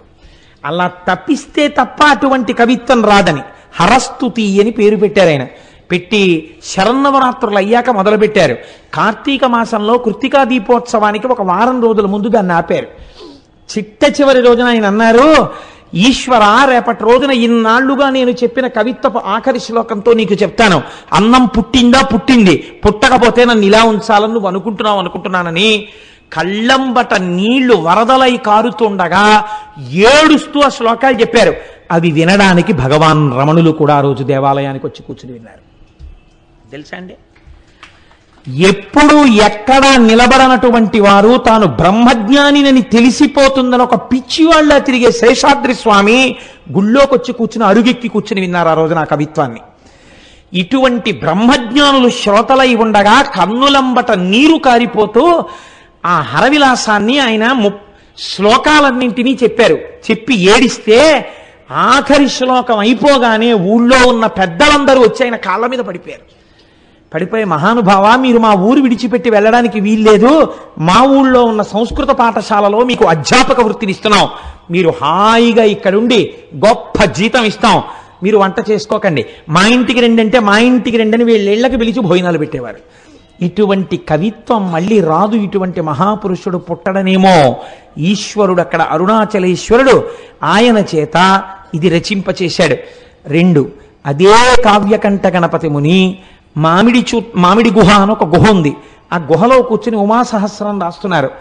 ఉమాసహస్రం రాస్తున్నప్పుడు ఆయన ప్రతిజ్ఞ చేశారు, ఇన్ని రోజులలో నేను ఇది పూర్తి చేసేస్తాను అని. ఇంకొక 2-3 రోజుల్లో పూర్తి చెయ్యాలి, 1000 శ్లోకాలు పూర్తి చెయ్యాలి. ఈలోగా వేలు మీద గోరు చుట్టు పుట్టింది. ఎంత బాధ, ఎంత నొప్పి అంటే పెన్ను కూడా ఇలా పట్టుకోలేని స్థితి వచ్చింది. ఆ రోజు రాత్రి పడుకున్నారు. నాకు జ్ఞాపకం ఉన్నంత వరకు నేను ఎప్పుడో చదివాను నాయన పుస్తకాన్ని, ఆ పుణ్యకోటి అనుకుంటాను ఆ వైద్యుడి పేరు. ఆ పుణ్యకోటి అనబడేటటువంటి వైద్యుడి కలలోకి పరమశివుడు వెళ్ళాడు. ఓరి నువ్వు పడుకోవడం కాదు, నీ పేరుకు తగిన వాడవుకా, అదిగో అక్కడ అరుణాచలంలో చూత గుహలో ఒక మహానుభావుడు ఉమాసహస్రం రచిద్దామని కూర్చున్నాడు. వేలు మీద గోరు చుట్టు పుట్టింది, శస్త్రచికిత్స చేసి ఆయనకి స్వస్థత కలిగించని చెప్పాడు. వెతుక్కుంటూ డాక్టర్ గారు ఆపరేషన్ ఎక్విప్మెంట్ అంతా పట్టుకుని కొండెక్కాడు. ఎక్కితే అక్కడ కావ్యకంఠ గణపతి ముని కనపడ్డారు గోరు చుట్టుతో. ఆ గోరు చుట్టు ఆపరేట్ చేశారు. ఇవాళ రాత్రి 12 గంటలకి పూర్తవ్వాలి ఉమాసహస్రం. రాత్రి 9 ఎంతో అయింది. భగవాన్ రమణులు వచ్చి గుహలో ఒక అరుగు మీద పడుకున్నారు. మొదలు పెడితే కవనం వెళ్ళిందండి ఆయనకి 1000 శ్లోకాల ఉమాసహస్రం. ఖచ్చితంగా 12 గంటలు అవడానికి కొద్ది నిమిషాల ముందు ఉమాసహస్రం పూర్తయిపోయింది. ఆశువుగా పూర్తయిపోయిన తర్వాత రమణ మహర్షి లేచారు. లేచి రాసుకున్నావా చెప్పిందంతా అన్నారు. ఆయనే అరుణాచలేశ్వరుడై ఈయన చేత పలికించారు. మీరే పలికించారని గణపతి ముని నిర్ధారించారు. అటువంటి అద్భుతమైన సంఘటనలకు ఆలవాలము అరుణాచలము. మనం ఇవాళ చదువుకుంటున్నటువంటి వాటిల్లో చాలా భాగాలు అరుణాచలేశ్వరుడు, అపీత కుచాంబ వాళ్ళిద్దరి అనుగ్రహంగా వెలగించబడ్డవే. ఆ సుబ్రహ్మణ్యేశ్వర స్వామి వారి యొక్క అనుగ్రహంగా వెలగించబడ్డవే. ఇక్కడే ఒక చిత్రమైనటువంటి విషయాన్ని మీకు విజ్ఞాపన చేస్తాను నేను.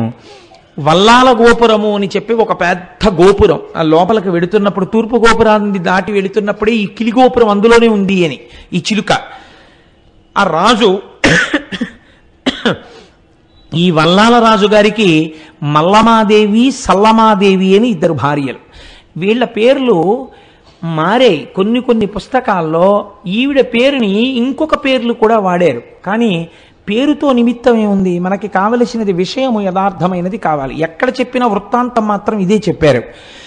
ఈయనకి బిడ్డలు లేరు.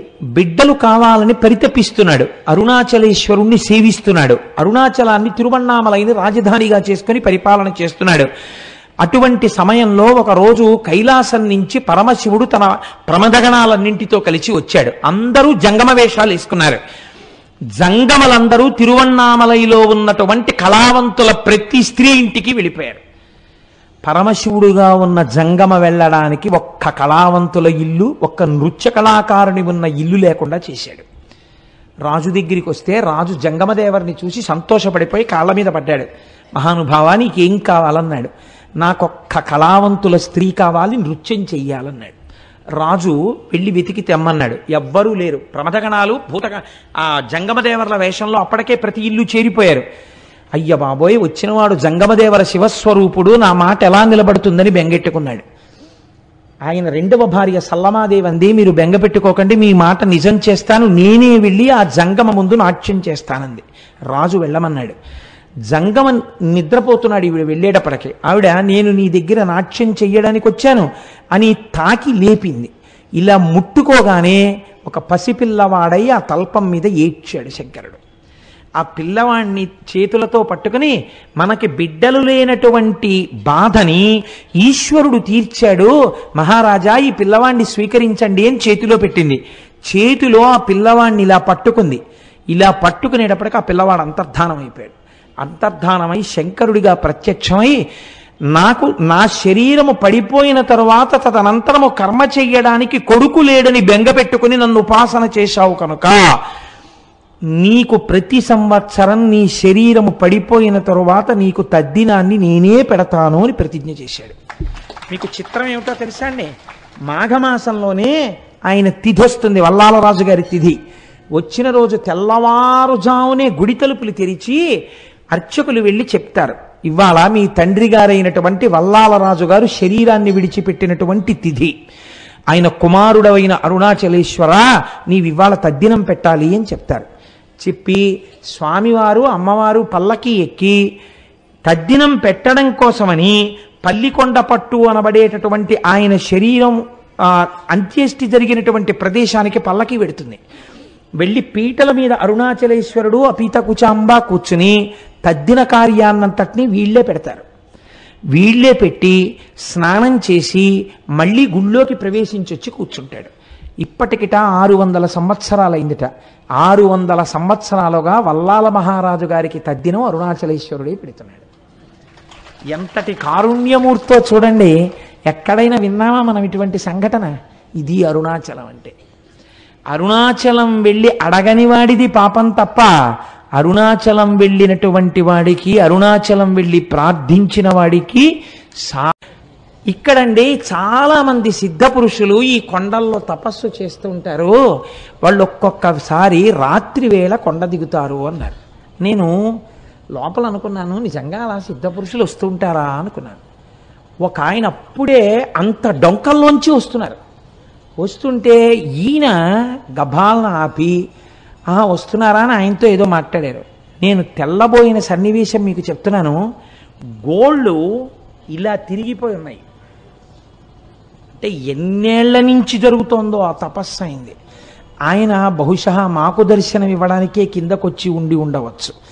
మీకు నేను ఒక పరమ సత్యాన్ని ఇవాళ చెప్తున్నాను, మీరు నన్ను నమ్మండి, నేను అబద్ధం చెప్పట్లేదు. ఆయన నన్ను అడిగారు, పక్కకి తీసుకెళ్లి గిరి ప్రదక్షిణం చేస్తుంటే మీకు రమణులు అంటే ఎందుకు ఇంత ఇష్టం అని అడిగారు. అడిగితే ఏదో పుస్తకాల్లో చదువుకున్న 4 మాటలు తప్ప నాకేం తెలుసు కనుక ఆ రమణులు అంతటి వారండి, రమణులు ఇంతటి వారండి, నేను చదువుకున్నవేవో చెప్పా. ఆయన అన్నారు, మీరు చెప్పినట్టు రమణుడు గొప్పవాడు కాడు, రమణుడు దొంగ, రమణుడు స్వార్థపరుడు. లేకపోతే రమణుడి కోసం కొన్ని వేల మంది వచ్చారు అరుణాచలం. ఎవరికి ఇచ్చాడు మోక్షం? వాళ్ళ అమ్మగారికి ఇచ్చాడు. వాళ్ళ అమ్మగారికి మోక్షం ఇవ్వడం గొప్ప, స్వార్థం కాదా అంటే నేనన్నాను, లేదండి ఆయనతో పాటే ఉన్న ఇంకొక ఆయనకు కూడా ఇవ్వబోయారు, ఆయన జీవుడేమో జారిపోయాడు, ఇవ్వలేకపోయారు అన్నాను. అంటే ఆయన అన్నారు, అది కాదు, రమణులు వాళ్ళ తల్లి గారికి మోక్షం ఇవ్వడాన్ని మీరు సమర్థించడానికి మీకు ఏమన్నా ఆధారం ఉందా అన్నారు నా దగ్గర. ఏమిట్రా ఇంత భక్తితో మనం వస్తే ఈయన ఇంత గడ్డు ప్రశ్న వేశాడు, ఈ కోణంలో నేను అసలు ఎప్పుడూ ఆలోచన చేయలేదు, ఏంటి ఇలా అడిగారు చిత్రంగాను అని నేను చాలా ప్రయత్నం చేద్దాం అనుకున్నాను. కానీ నాకే నచ్చలేదు ఎలా సమర్థించాలో. అలా కాసేపు నడిచాం, ఒక 10 నిమిషాలు మౌనంగా. ఆయన అన్నారు, చూశారా మీకు దొరకలేదు కారణం, అమ్మకి ఎందుకు మోక్షం ఇచ్చారో మీకు తెలియలేదే అన్నారు. అంటే ఏవో మీరు చెప్తున్న కోణంలో మాత్రం నాకు తగిన సమాధానం దొరకట్లేదు అన్నాను. అంటూ నేను అన్నాను అలా ఆయనతో వెడుతూ, ఒకానొకప్పుడు 1950లో ఆయన శరీరం విడిచిపెట్టక ముందు ఇలా తిరుగుతున్నప్పుడు ఆయనతో పాటు వెళ్ళిన వాళ్ళు ధన్యులు, వాళ్ళు ఎంత గొప్పగా ఆయనతో పాటు కలిసి వెళ్ళుంటారో, ఆయన కొండ దిగుతున్నప్పుడు చూస్తూ ఉండుంటారో అన్నాను. అలా మీకు చూడాలనుందా అన్నారు ఆయన. ఇది రెండో ప్రశ్న. అంటే నాకు ఈ ప్రశ్నకి కించిత్ కోపం వచ్చింది. నేను అన్నాను, అలా చూడాలంటే జరుగుతుందా అండి, ఇప్పుడు కనపడతారా రమణులు, ఆ ప్రశ్న ఏమిటి అన్నాను. ఆయన నవ్వారు. అంతే, మా మధ్య అంతే సంభాషణ జరిగింది. మేము వెళ్ళిపోయి మర్నాడు నేను వచ్చేస్తున్నాను రమణాశ్రమం నుంచి, బయలుదేరిపోతున్నాను, చెన్నై వెళ్ళిపోవాలి, బస్సులు ఎక్కే హడావిడిలో ఉన్నాం. ఆయన మళ్ళీ ఠంగులు కనపడ్డారు. కనపడి ఓ చేతి సంచి ఒకటి ఇస్తూ ఉంటారు రమణాశ్రమంలో పుస్తకాలు కొనుక్కున్నప్పుడు. ఆయన ప్రత్యేకం ఓ పుస్తకం ఒక క్యాసెట్ తెచ్చి, ఇవి నేను మీకు బహూకరిస్తున్నాను కోటేశ్వరారు అని ఇచ్చారు. ఎంత ప్రేమమూర్తో. నేను ఆ తర్వాత వారిని చూడలేదు, రమణాశ్రమానికి వెళ్ళిన ఆయన పేరు అవి ఇచ్చారు కూడా, కానీ మాకు కనపడలేదు. ఆ తర్వాత ఇన్ని మార్లు వెళ్ళాను, నాకు వారు కనపడలేదు. నేను ఇంటికి వచ్చి యథాలాపంగా పెట్లోంచి పుస్తకాలన్నీ కొనుక్కున్నవి తీసి అక్కడ పెట్టేసి వెళ్ళిపోబోతూ ఇలా గాలికి ఎగురుతుంటే ఒక పేజీ, ఆ పేజీ మీద చెయ్యేసి ఇలా చూశాను, రమణులు తల్లికే మోక్షం ఎందుకు ఇయ్యవలెను అని ఉంది దాని మీద.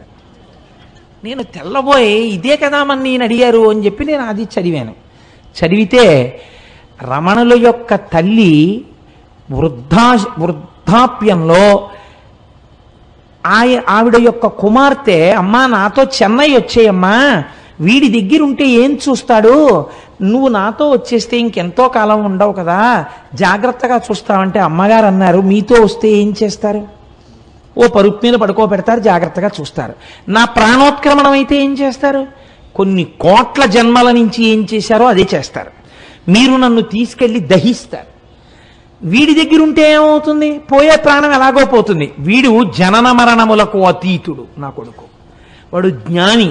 కాబట్టి వాడు నేను చచ్చిపోయిన తర్వాత నా శరీరాన్ని తన 2 చేతులతో పైకెత్తుతాడు. మీ దగ్గర ఉంటే వాడు ఎత్తాడు, వాడు రాడు తిరువణ్ణామల వదిలి, వాడు పైకెత్తి వాడు కాల్చడు. ఈ శరీరాన్ని పట్టుకెళ్ళి పక్షులు తింటాయని రక్కసిముళ్ళని ఇంతంత ఉంటాయి అరుణాచలం కొండ మీద, రక్కసిముళ్ళ పొదలలోకి విసిరేస్తాడు. వాడి చేతులతో పట్టి పైకెత్తాడు కాబట్టి నాకు మళ్ళీ ఇంకొకసారి పడిపోవలసిన అవసరం లేని స్థితిని కలుగుతుంది, కాబట్టి వీడి దగ్గర పోతానన్నారు. ఈ మాట తల్లి అన్నందుకు కొన్ని కోట్ల జన్మలు అనుభవించవలసిన పాపపుణ్యములను ఆఖరి రోజున తీసేసి మోక్షం ఇచ్చేశారు. ఇందుకు ఇచ్చారు మోక్షం తప్ప స్వార్థంతో ఇయ్యలేదు అని రాసుంది. అమ్మ బాబోయ్, ఆనాడు అడిగిన ప్రశ్నకి ఆయన ఇచ్చిన పుస్తకంలో ఎగిరిన పేజీలో జవాబుంది. అని నేను తెల్లబోయాను నిజంగా. క్యాసెట్ పెట్టాను. ఆ క్యాసెట్ ఏమిటో తెలుసా అండి? రమణులు కొండ మించి దిగుతున్నట్టు, ఎక్కడో ఒక అరుగు మీద కూర్చుంటున్నట్టు, అందరితో మాట్లాడుతున్నట్టు, బాగా వృద్ధులైపోయిన తర్వాత ఇలా చేతులు వేసి వెడుతున్నట్టు, ఆఖరణ వారి శరీరం విడిచిపెట్టేసినప్పుడు అందరూ ఒక్కసారి లేచి నిలబడినట్టు ఉన్న క్యాసెట్. చిత్రం ఏంటంటే, నా స్నేహితుడు ఒకడు ఉన్నాడు, అతను ఎప్పుడు పెడతాడు అరుణాచలం. అతని దగ్గర కూడా లేని ఆ క్యాసెట్ ఆ రోజుల్లో నాకు ఎలా వచ్చిందో నాకే తెలియదు. నేను ఆ రోజుల్లో ఆ క్యాసెట్ని, అది నా దగ్గర లేదు అని అతను నాకు చెప్తే నేను తెల్లబోయి, ఇది నాకు బహుశः భగవానులే అనుగ్రహించుంటారు, ఇది స్వార్థంతో నేను ఒక్కడినే అనుభవించకూడదని మా ఇంట్లో కలర్ టీవీ పెట్టి రమణుల జన్మదినోత్సవం నాడు ఎందరినో పిలిచి బ్యాచ్లుగా చూపిస్తే ఒక మహాతల్లి నాకు సలహా ఇచ్చారు, ఇలా మీ ఇంట్లో ఎన్ని బ్యాచ్లకి పెడతారండి, చిన్న అపార్ట్మెంట్లో శివాలయానికి తీసుకొచ్చి క్యాసెట్ వేయండి అన్నారు. అంటే టీవీ అప్పట్లో ఇవే డివిడీలు లేవు, వీసీఆర్లే. వీసీఆర్ పట్టుకుని వెళ్ళి వెంకటనగర్ శివాలయంలో ఆ క్యాసెట్ని నేను ప్లే చేసి కొన్ని వందల మంది చూసి సంతోషించారు. బహుశా మీరు చూశారేమోనమ్మా. అన్నీ అరుణాచల అనుబంధంలో రమణులే అనుగ్రహించారు కనుక ఆ అరుణాచలం అంత గొప్ప అరుణాచలం. కాబట్టి చూడండి, నేను మీకు ఎందుకు విజ్ఞాపన చేశాను అంటే, ఆ కొండ సామాన్యమైన కొండ కాదు. శివుడు అక్కడ స్థూల రూపంలో ఉన్నాడు, కొండగా ఉన్నాడు. అరుణాచలేశ్వరుడి దేవాలయమునందు శివలింగముగా ఉన్నాడు. అదే అరుణాచలం కొండ మీద దక్షిణామూర్తిగా ఇప్పటికీ ఉన్నాడు అని అంటారు. ఎందుచేతనంటే, రమణ మహర్షి యొక్క శిష్యులు కొంతమంది అరుణాచలం కొండ శిఖరాల మీద కూర్చుని ఉండగా వారికి పాదుకలతో నడిచి వెళ్ళిపోతున్నటువంటి చప్పుళ్ళు వినపడ్డాయి. నేను సరిగ్గా చెప్పి ఉంటే పేరు, నాకు ఆ పేర్లు సరిగ్గా జ్ఞాపకం ఉండవు. చాడ్విక్ అనుకుంటాను, రమణుల శిష్యుల్లో ఒక ఆవిడ. ఆ చాడ్విక్ అన్న ఆవిడ ఒకసారి అరుణాచల శిఖరం మీద కూర్చుని ఒక ప్రదోష వేళలో ఆవిడేదో సంగీతంలో ఉండేటటువంటి రాగముల గురించి ఆలోచన చేస్తూ పాడుకుంటున్నారు. అపురూపమైనటువంటి రాగాలు కొన్ని ఆ అరుణాచలం కొండల్లోంచి వినపడ్డాయి.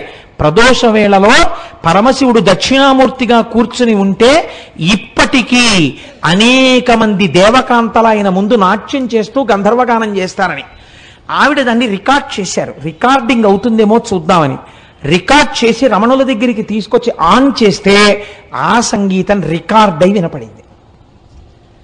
అరుణాచలం అంత పరమపావనమైన క్షేత్రం. ఇప్పటికీ దక్షిణామూర్తిగా పరమశివుడు దాని యందు కూర్చుని ఉన్నాడు అని పెద్దలు విశ్వసిస్తారు.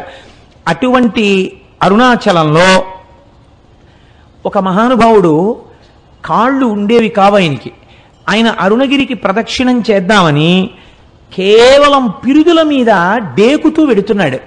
వెడుతుంటే చచ్చు పడిపోయినటువంటి కాళ్ళు తిరిగి సత్తువని పొంది ఆయనకి కాళ్ళు వచ్చాయి. అరుణాచల ప్రదక్షిణం, అరుణగిరి ప్రదక్షిణం అంత గొప్పది. అలాగే ఒకానొకప్పుడు ఒక సంపన్నురాలు తిరువణ్ణామలై రైల్వే స్టేషన్లో దిగి ఒక పెళ్లికి వెళ్ళడం కోసమని తిరువణ్ణామలై వచ్చి ఒక జట్కా మాట్లాడుకుని వెడుతుంటే ఆ జట్కా వాడు ఆ కొండలలోకి అరణ్యంలోకి తీసుకుపోతున్నాడు. ఆవిడ, ఇదేమిటి ఇలా తీసుకెడుతున్నావు అంటే, నోరు విప్పితే చంపేస్తానన్నాడు. భగవానుడు ఇక్కడే కొండ రూపంలో ఉన్నాడు, నన్ను రక్షిస్తాడని ఆవిడ జట్కాలో కూర్చుని అరుణాచల శివ, అరుణాచల శివ, అరుణాచల శివ అని 3 మాటలు అన్నారు. అనేసరికి పెద్ద పెద్ద టార్చ్ లైట్లు వేసుకుని ఒక పోలీస్ టీం ఒకటి అక్కడికి వచ్చింది. వచ్చి వెంటనే ఈ దొంగని పట్టుకుని దేహశుద్ధి చేసి ఆవిడ్ని కారు ఎక్కించుకుని పెళ్లి జరగవలసిన కళ్యాణ మంటపం దగ్గరికి తీసుకెళ్లి ఆవిడ్ని విడిచిపెట్టారు. ఆవిడ మహాసంపన్నురాలు, చదువుకున్నది. నన్ను ఇంత రక్షించారు కనుక మీ నెంబర్స్ ఇవ్వండి, మీ బ్యాడ్జ్ నెంబర్స్, రేపు మీ పోలీస్ స్టేషన్లో నేను కొంత అమౌంట్ ఇచ్చి మీకు క్యాష్ అవార్డు ఇమ్మని వచ్చి నేను మీకు బహూకరిస్తానని చెప్పి ఆవిడ నెంబర్స్ తీసుకున్నారు. తీసుకున్న రాత్రి పెళ్లికి అటెండ్ అయ్యి మర్నాడు తన బంధువులతో కలిసి పోలీస్ స్టేషన్కి వెళ్ళి, నిన్న రాత్రి నన్ను కొంతమంది పోలీసులు రక్షించారు, వాళ్ళ నెంబర్లు ఇవి, వాళ్ళకి క్యాష్ అవార్డు ఇవ్వండి అని చెప్పి ఆవిడ ఇస్తే, తమిళనాడు పోలీసు సర్వీస్లో ఈ నెంబర్లు ఉన్న పోలీసులు లేరమ్మా, ఈ నెంబర్లు లేవని చెప్పారు. పరమశివుడే ఆ రూపంతో వచ్చి ఆవిడ్ని రక్షించాడు ఆ రోజున. అలాగే ఎంతమందికో మహానుభావుడు ఒకానొక సమయంలో ఒక ఆంగ్లేయుడు, ఆయన బూటు లేకపోతే అడుగు తీసి అడుగు వెయ్యలేడు. అటువంటి వాడు బూట్లతో ప్రదక్షిణం చేద్దామని వెడుతుంటే బూటు చిరిగిపోయింది. కటిక చీకటి, బూటు కుట్టేవాడు లేడు. కుట్టేవాడు లేక నేను ఎలా రక్షింపబడతానని భగవాన్ రమణులు చెప్తుంటారు. అరుణాచల ఈశ్వరుడే కాపాడుతుంటాడని అరుణాచల శివ అరుణాచల శివ అరుణాచల శివ అంటూ నించున్నారు. ఎక్కడి నుంచి వచ్చాడో అంతలో చెప్పులు కుట్టేవాడు వచ్చి, అయ్యా మీ బూటు కుట్టనా అండి అని కుట్టేసి ఆయన అలా ఉండిపోయాడు. అంతే, ఆ అరణ్యంలోంచి అరుణాచలంలోకి వెళ్ళిపోయాడు. ఆయన బూట్లు కుట్టి వెళ్ళాడు, ఆ బూట్లతో ఆయన గిరి ప్రదక్షిణం చేశాడు. ఇలా ఎంతమందో ఎన్ని రకాలుగానో ఆ అరుణాచల గిరి ప్రదక్షిణంలో అనుభూతులను పొందారు. నేనైతే మీకు ఒకటి మనవి చేస్తాను.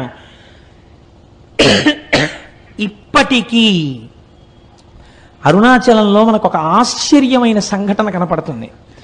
మీకు ఏ దేవాలయంలో ఎవ్వరూ కూడా 5 పైసలు వెయ్యండి అని అడగారు. నాకు ఇప్పటికీ చాలా ఆశ్చర్యంగా ఉంటుంది. 150 మంది వెళ్ళామనుకోండి, సాధారణంగా వాళ్ళు ఏమనుకుంటారు, 150 మంది వచ్చారు మీ గోత్రనామాలు చెప్పండి అనాలి. వాళ్ళు అనరు. వాళ్ళు మీరు పళ్ళెల్లో ఏం వేస్తారని అడగరు. వాళ్ళందరికీ చేతిలో చిటికిడి చిటికిడి చిటికిడి చిటికిడి విభూతి పెట్టేస్తారు. నమస్కారం పెట్టుకుని వెళ్ళిపోతుంటే ఇదేంటి వీళ్ళు అసాధ్యం కూడా ఇంతమంది వచ్చారో రూపాయి లేదని వాళ్ళు అనరు. అర్ధరాత్రి 1 గంటకి 2 గంటలకి ఒకే ఒక విదేశీ వనిత వర్షం పడుతుంటే అరుణాచలానికి గిరి ప్రదక్షిణం చేస్తూ వెళ్ళిపోతూ ఉంటుంది.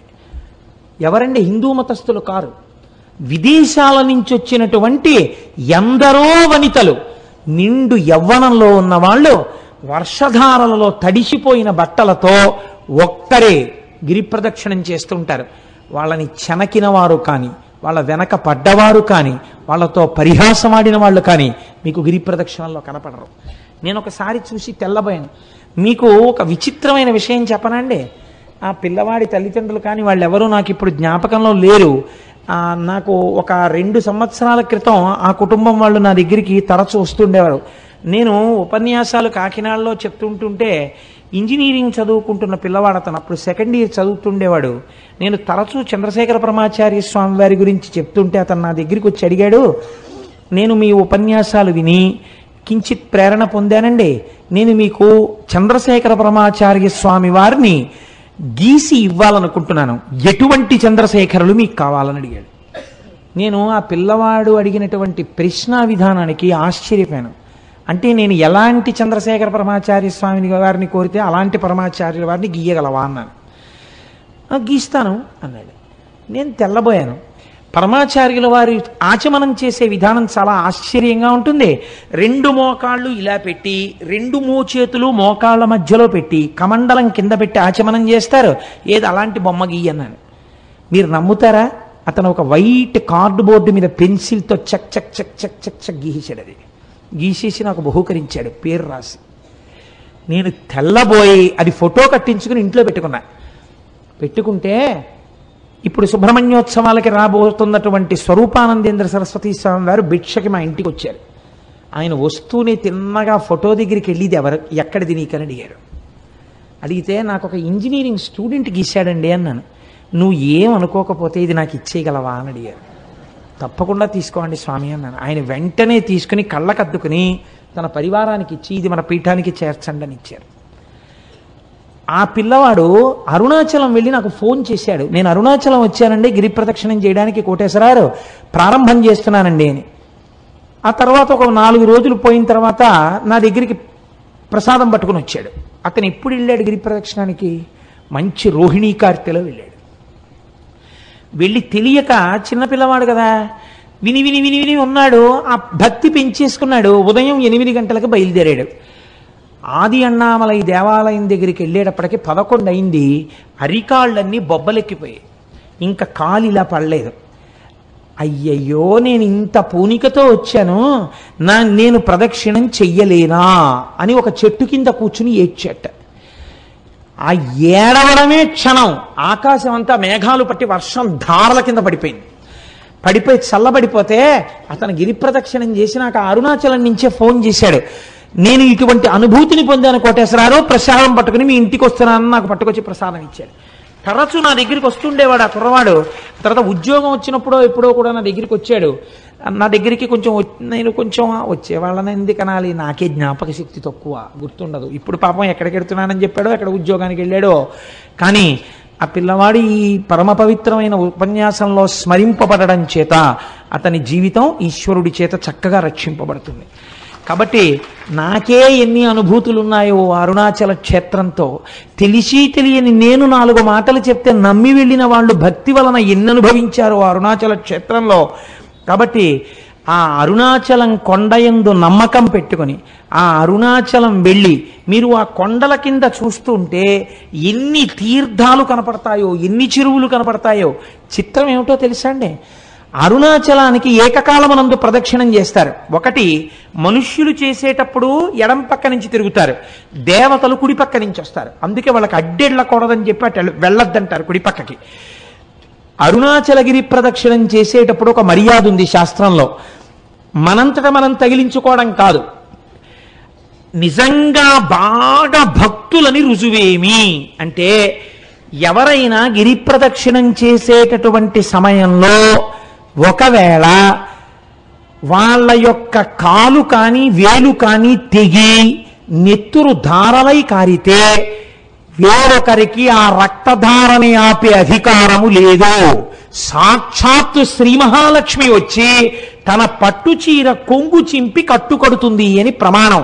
ఇది ఎంత నిజమో మీకు చెప్పనండి. నేను ముత్యాల సత్యనారాయణ ఇక్కడే ఉన్నాడు, మాతో హరిప్రసాద్ గారని డిప్యూటీ మేనేజర్ క్వాలిటీ కంట్రోల్ చేశారు మాకు. ఇవాళ పొద్దున్న కూడా వారు నాకు ఫంక్షన్లో కనబడ్డారు. ఆయన మొదటిసారి అరుణాచలం వచ్చారు భార్యతో, గిరి ప్రదక్షిణం చేస్తున్నారు. ఇలా గుళ్ళోకి వెళ్ళి బయటికి వస్తున్నారు ప్రదక్షిణం చేస్తూ. అసలు అంత దెబ్బ తగిలే అవకాశం లేదండి.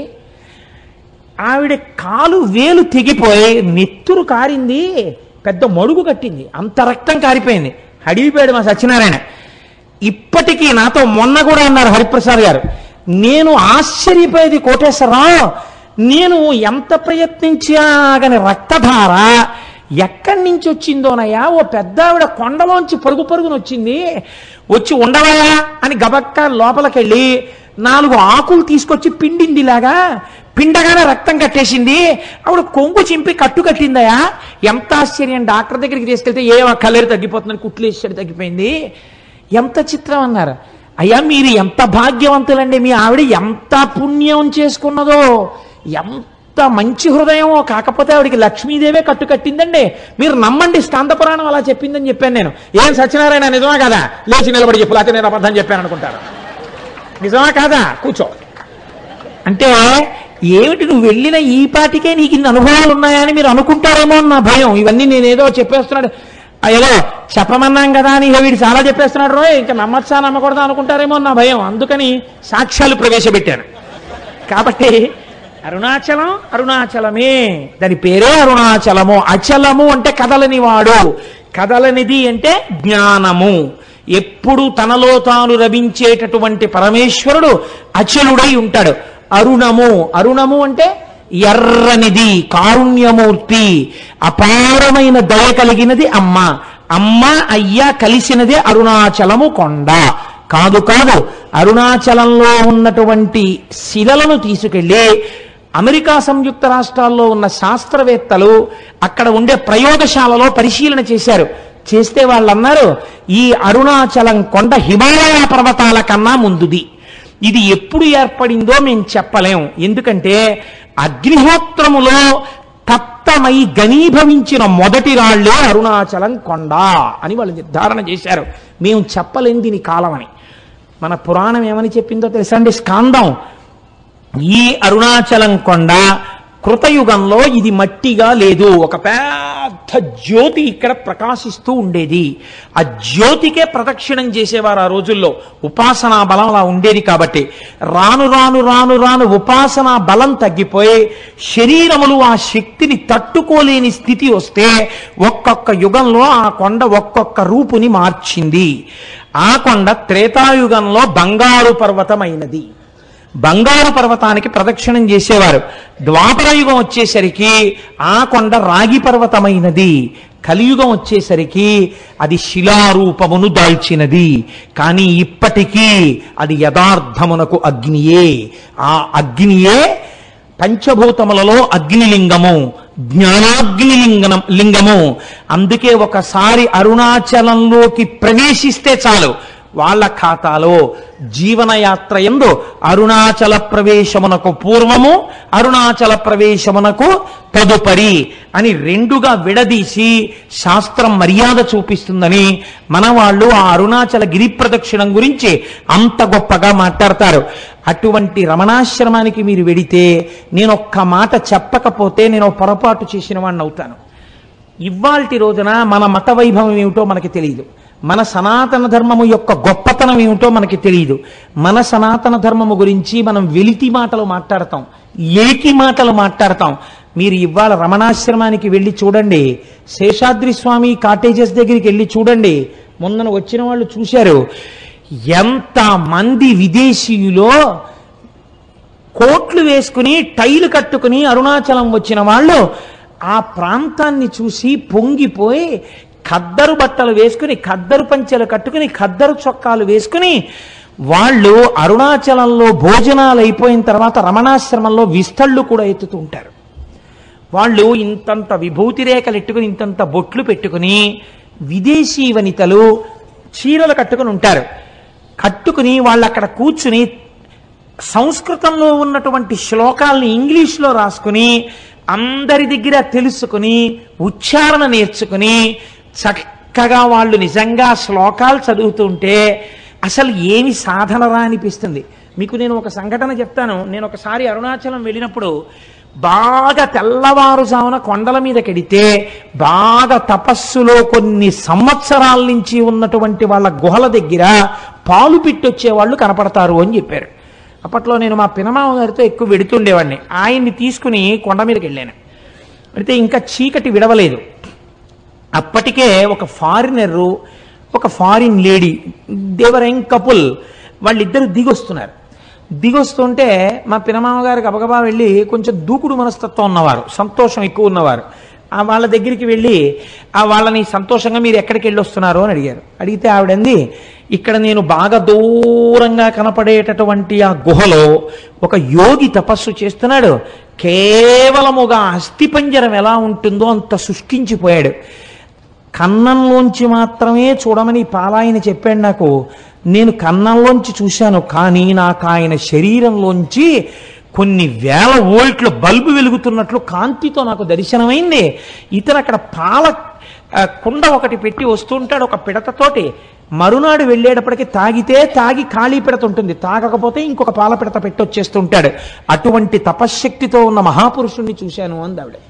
అంటే మా పినమామ గారు ఆవిడికి వెరీ గ్లాడ్ మా దేశం వచ్చి మీరు ఇటువంటి చూశారు అని ఇలా షేక్ హ్యాండ్ ఇచ్చారు. అంటే ఆవిడ షేక్ హ్యాండ్ ఇవ్వకుండా ఇలా నమస్కారం చేసింది. You are really great that you have born in a country like India. You are saying that you are staying in Kakinada. By undertaking one night's journey, you are capable of coming to Tiruvannamalai and see such holy men. But we are cursed. We are staying in a remote place like America, where we cannot see such holy men. I prostrate before you. I don't want to shake my hand with you.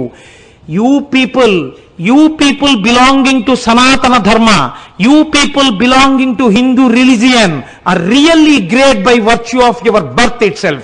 We prostrate before you. అన్న దంపతులు ఇద్దరు సాష్టాంగ నమస్కారం చేశారు. కేవలం సనాతన ధర్మంలో మనం పుట్టినందుకు, పుట్టలేకపోయామని ఏడ్చి వాళ్ళు సాష్టాంగ నమస్కారం చేశారు.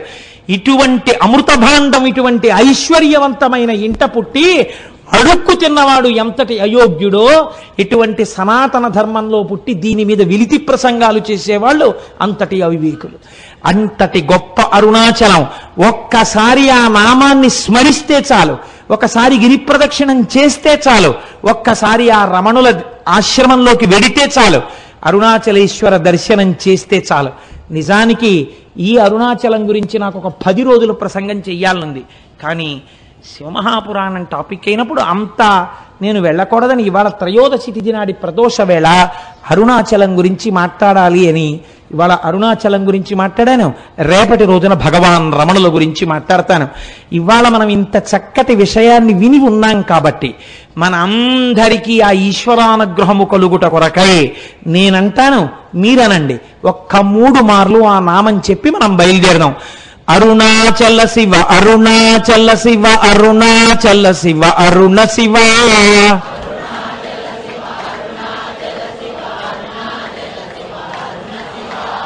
అరుణాచల శివ అరుణాచల శివ అరుణాచల శివ అరుణ శివ అరుణాచల శివ అరుణాచల శివ అరుణాచల శివ అరుణ శివ అరుణాచల శివ అరుణాచల శివ అరుణాచల శివ అరుణ శివ అరుణాచల శివ అరుణాచల శివ అరుణాచల శివ అరుణ శివ